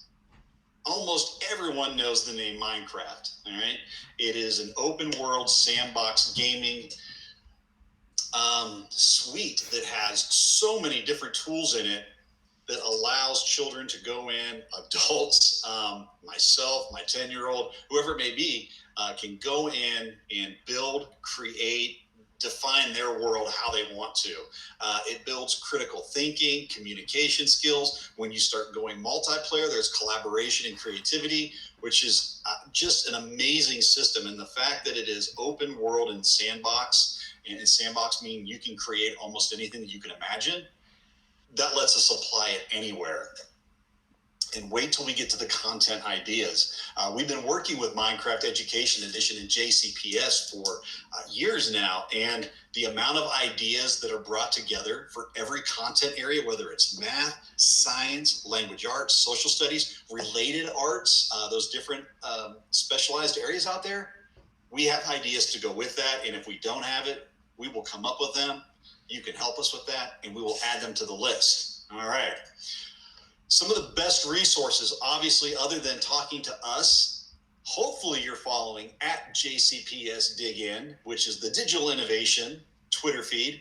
There is also at Playcraft Learn Twitter feed, which is, I've embedded it on our site, but you can also just follow it on Twitter. And I cannot talk about the amount of information that you can find on there as far as worlds to build, things you can do, ways to work with your classes. There's monthly build challenges, which that is a great piece to use right now during NTI to get entered in those. And it could even spark an idea for you to take it further. So definitely check out their Twitter feed if you have not and you plan on using Minecraft Education Edition. All right. So some of the things, and this goes really great with NTI, in my opinion, are some of the things you can do to help make a successful classroom. And I'll read these off very quickly because you may not be able to see them on YouTube. I know it doesn't translate very well sometimes. Number one, create a list of classroom community guidelines with your students. And this was something I went over when I would go out and work with schools, or I would send them before I went out to work with them, just to kind of help them have those classroom rules and expectations. You generally have those in your classroom, whether you're brick and mortar. Let that translate to the virtual world. Most of us are there now. I would say we've learned we need to have those expectations in the virtual world. Well, it certainly goes when you go into an open world sandbox platform where students can work and play. You need to have your clear guides expectations. Take the time to prepare. your world before you use it with your students. Have an idea of what your plan is going in. Because like I said, students, many of them know this world. They live in this world. They use it quite often. So they can take it from you very quickly. One, never be afraid of that, which is a good thing. You're going to learn from your students all the time in this world. But what you should be learning also then is that you can pass learning on to them in so many different ways. So be prepared with that. Know your world ahead of time. Check those out. And I'm going to talk about tutorials. I'm going to talk about there's Microsoft trainings on Minecraft education that you can actually get certified, because I know we love badges. We can get all those things out there. Support your online work with offline documentation instructions. Typically in the classroom, we'd say, give them some handouts or some things to look at. This is NTI. Post it in your Google Classroom. Give them your guidelines. Talk about the world. Talk about the lesson. Don't just throw Minecraft out there, open it up to them. Have a reason to be in there. All right. These are all going to be things that help you control this. Build unstructured time into your lesson. They're going to want to have fun and do things, and learning should be fun. All right. That's why we're talking about all these great things. All right. So have that time built in there to let them go around and do some things on their own. Really now, once they find out they've got it and they can get into it at any point, they're going to take off and run with it. Sometimes you'll give lessons and they will just put hours into something you only anticipated them doing for 30 minutes. So it can really benefit them. Teach students how to play. This is an important one because a lot of people just assume, I've got kids in middle school or high school or even elementary. Yeah, I have a 5th grader and he will rock out Minecraft, showing me things all the time in there. But some kids have not used Minecraft. They've never played it. So you'll have to go through how to move in the world, how to interact. What do some of the different commands mean? So know that you do have those students out there also. It's not a born ability that they know how to play Minecraft, although it may seem that way at times. Create alternate assignments. So have something different out there. Sometimes people can't handle being in the Minecraft world, and you may need to say, okay, you're going to worksheet world, and you can assign them something digital to do other than Minecraft. Balance structured activities with choice. I can't, this is old news once again. It's choice, voice, give them some decision making in the process with what's going on. Classroom mode, really not going to get into that right now, but there is an add-on. If you do get into this, you use it a lot. There's an additional app that if you're running a multiplayer world, it allows you to see what's going on in the world from like a map view, and you can drag and drop pin students. It gives you a little bit more control and access. Not that you don't have that in the world, but it just gives you a quicker overview. Some people like it, some people don't even bother with it. So that's just some quick little tips on there for you. Introduction, how is Education Edition different? Anybody that's used the Education Edition, even students, they will tell you there's a lot of things in there that you do not find in your typical PlayStation or iPad Minecraft game. You have the ability for the chemistry resource pack, the sciences inside of Minecraft are amazing, and what they've done with that. You can look up all the elements. There's element combining, deconstruction, which is great. 3D exporting. When we were in school and we had our 3D printers, you could actually export items that were created in the Minecraft world and then 3D print them. As just some of the ways you can take this. Once again, it's if you can imagine it, that's the limitation. The Classroom Mode Companion app, teacher permissions and settings. I don't know that we'll get into all of that today because, once again, I could talk about some of these things, but I will tell you, I do have videos when we move over on the Digital Learning channel. There's a couple on there that go through the basic settings and setup of this. You can create NPCs, give them speech, chat, things to talk about. You can give them a link that takes them out to another website for information gathering. Maybe you're building a virtual zoo or another virtual tour or field trip of some sort inside of Minecraft. you can build all those things in there. There's a camera and portfolio that allows them to take pictures, take notes, write it down, which is great for assessment and feedback, reflection. And they can export that as a PDF. That is amazing. And then you can take that, and guess where you can put that? Boom, student backpack. All right. We were making artifacts. Anything you can make in there, you can then take pictures of it. You can write about it, send it out, export it, easy upload as a PDF. That's the Book and Quill also. If you want to do a little more writing than you can with the camera, Book and Quill gives you like 50 pages of, I do not remember exactly the character count, but probably more than most of your students will want to write about. And they can export that once again. They have different size chalkboards and signs you can post throughout the world for instructions, all these things. I will tell you, for the most part, while you do have all these tools, I typically take worlds that are pre-built, and we will look at that also in a moment when we get to it. There are so many pre-built worlds that have all these things in them, and then maybe you do a little bit of construction on your own to change some things. Maybe you use it as is. They're already done. It's amazing. Some of the special blocks that you will find in there, you have an allow block, which if you have what's called an immutable world in the settings, where think of that as you're in museum mode. Kids can come into your world, they can walk around your world, but they cannot break, touch, interact with anything other than like going through doors. You can put allow blocks down that will allow them to actually build in a certain area. So it's the inverse of that open world sandbox. It basically breaks it down and said, okay, you have this small fenced in area here is where you're allowed to build with those allow blocks.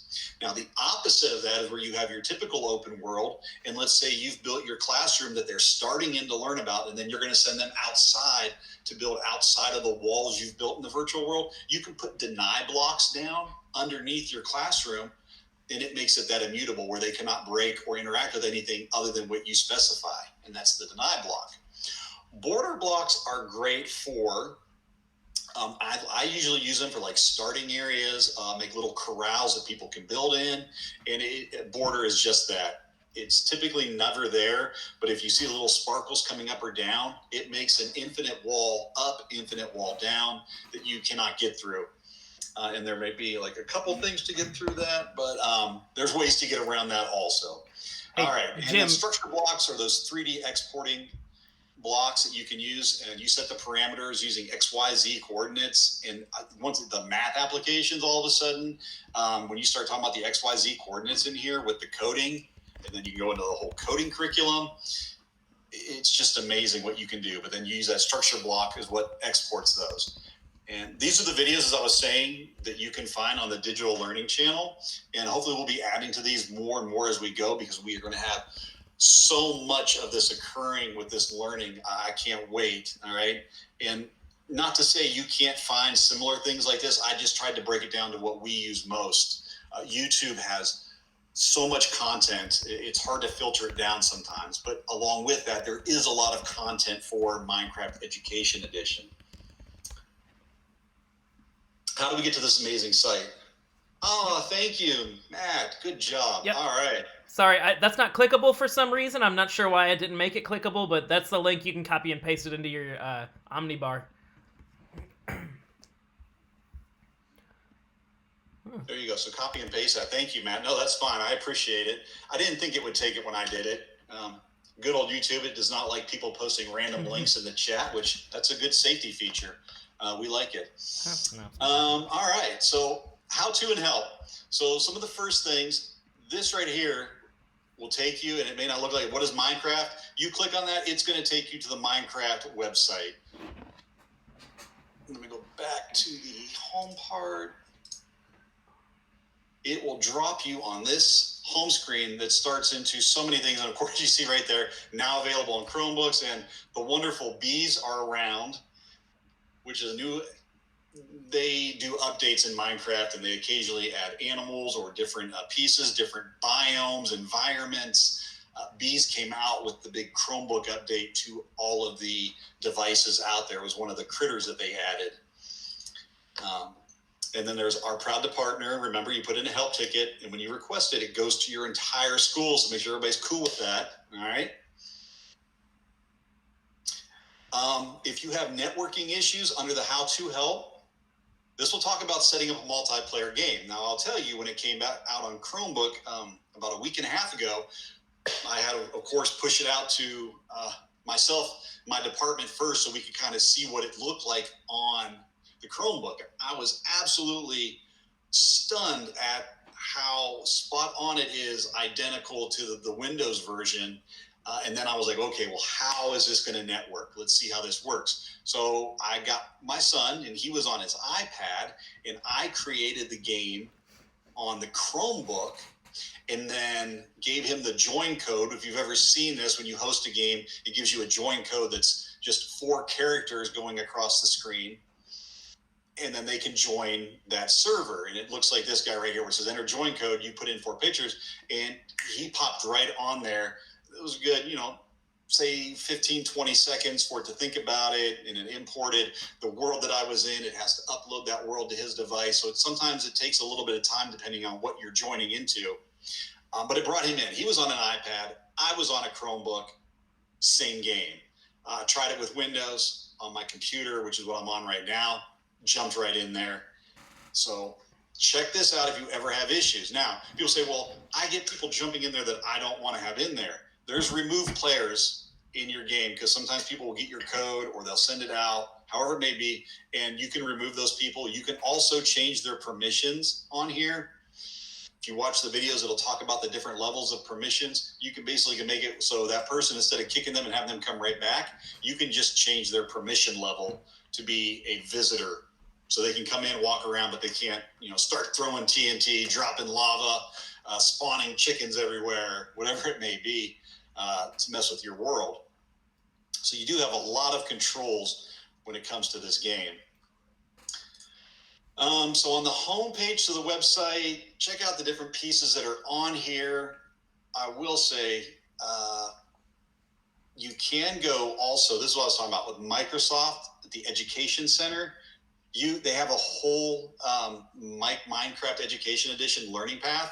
There's a badge before this one that you just get to say that you're up, you're connected on Twitter. It goes through some of the different communication methods. That way, when you run into questions or you have those frequently asked questions, you know where to go to look for them.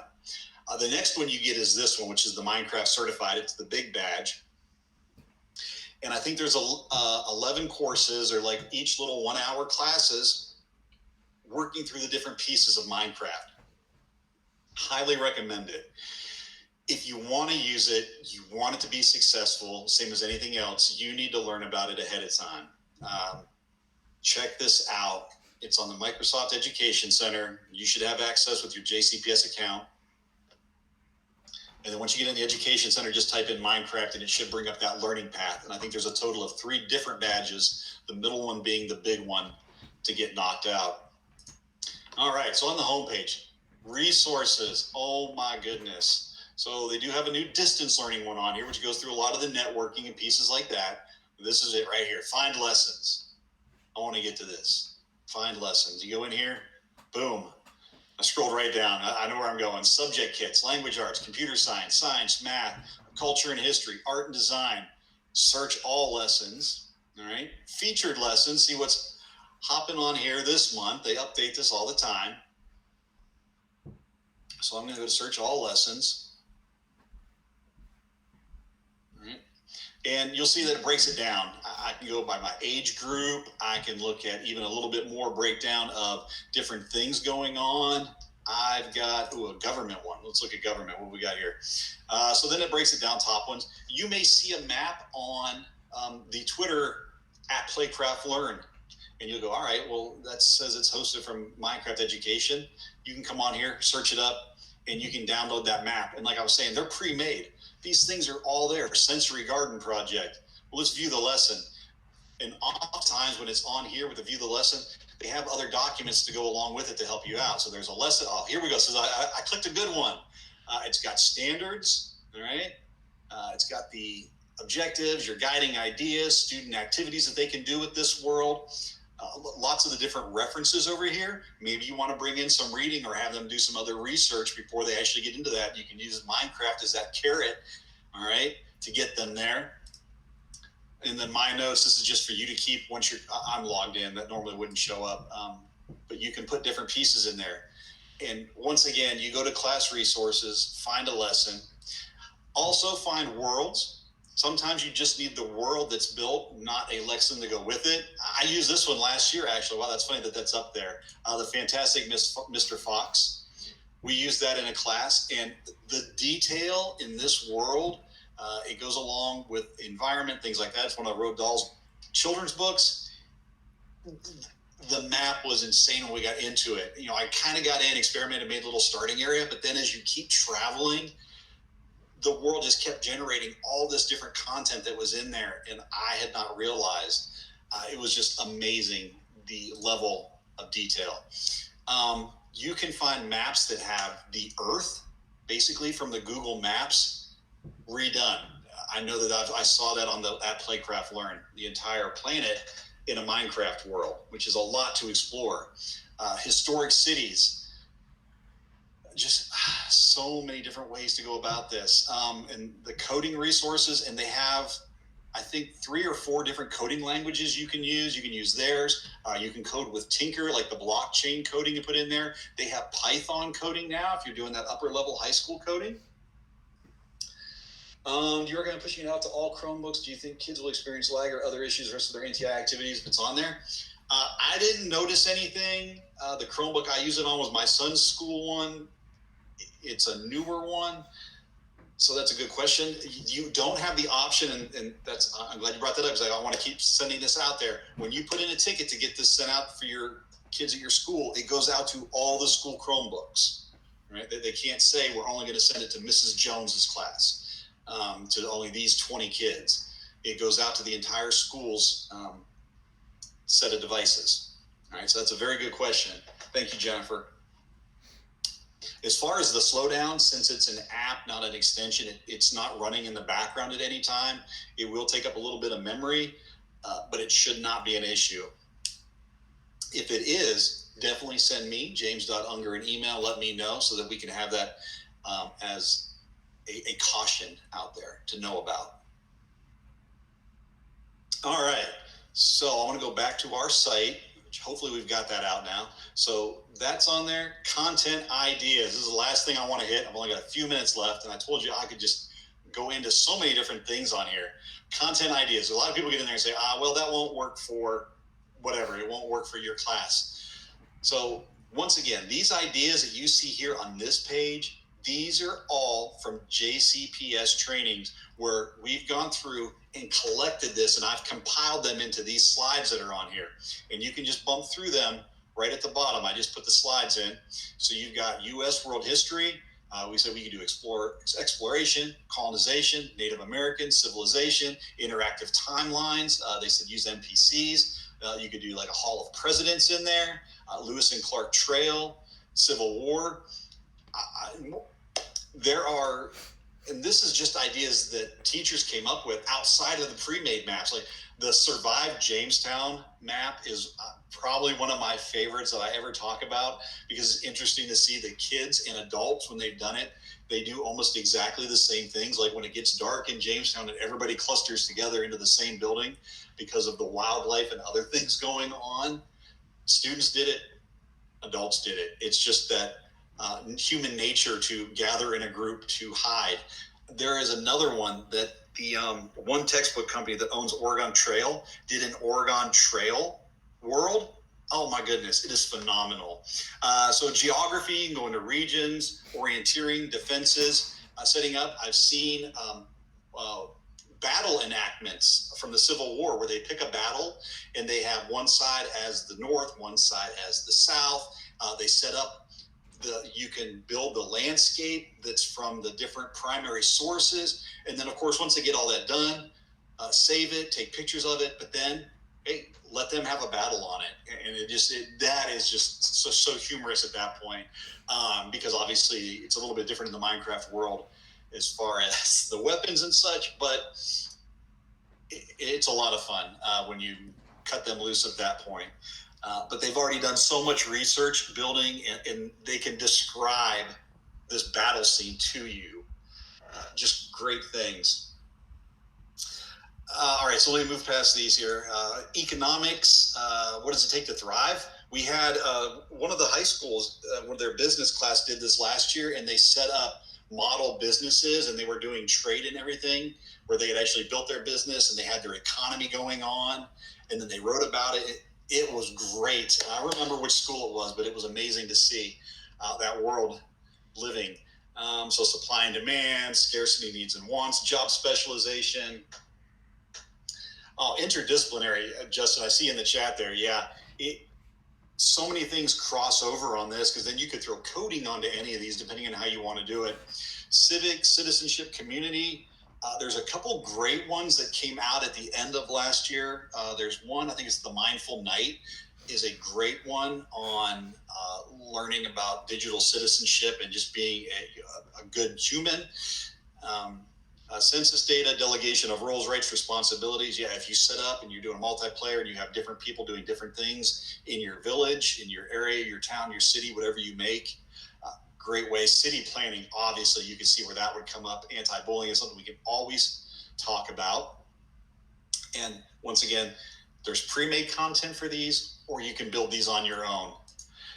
Earth science, space model. There's a great map out there that's the model of the International Space Station kids can explore. Climate change, rock layers and rock cycle. I did that one last year with someone, looked at that. That's a great one. Plate movement, worked on that one last year also. Affects accuracy of weather in a biome. So there's one of the great things that you see in science, or any of the other ones also, is they talk about with physics, is compare and contrast, because it's a great basic skill. So then once they do it in the game world, they drop different items from different heights and they measure the time. And there's some interesting physics that go on in the Minecraft world. You say, okay, how does that compare to the real world? So that's in there. Physics, I'll try to shoot through this. Sorry, I see we're at 11:59, Matt. Life sciences, chemistry, reading. Oh, there's so many things you can do in there. You can have the characters have dialogue, so you can set up play scenes inside of there. Lit trips. Walkthroughs of worlds, timelines again, comprehension of characters, setting, obviously, visual presentation, writing. Like I said, there's lots of writing tools you can use in there. Export, they can write about what they've done in there just on a Google Doc. You don't have to do everything in the Minecraft world. It can be your jump in, or it can be your end game. Content area ideas, check these out. I'm going to drop back out of that and hit my key slide one more time. And I appreciate you all being here today. Where do I have it at? There it is. JCPS, proud partner. Absolutely. Worked with them on the pilot, got this going. We hit into it over the summer. We started last year with the Chromebooks. It was a big hush-hush. We were out there trying it. And now every school in JCPS can get this with a request ticket. It goes to your school's Chromebooks. iPads, you can push it out to iPads. Windows and Mac, you can download the app. It's all you. It's JCPS Minecraft Education Edition. Check it out. Send us an email. Put it on Twitter. Hashtag JCPS dig in. Thank you, Matt. That's awesome. Thank you, Jim. Yeah, really, I feel bad that we didn't have nearly enough viewers for this session for how awesome Minecraft is, so we'll have to tweet the heck out of this video to make sure everybody gets a chance to see it. So yes, Minecraft available for you. Reach out to us, reach out to Jim. We would love to help you get that going for your classes, because we know Minecraft is awesome. So that is it for our morning session. Let's take a look at the schedule. So we went through team meetings, School Connects, Savvis, and then Minecraft EDU with Jim here. We're going to take a short break until 12:30. We will be back then with Savvis Training Part 1 again, followed by Microsoft Team Meetings for Synchronous Learning, Remote Map Testing, Savvis Part 2, and then ending the day with the wonderful Michelle Shorey and her team talking about Microsoft Teams for English language learners. Thank you all so much for tuning in. I appreciate you always, and good luck with your students the rest of the day.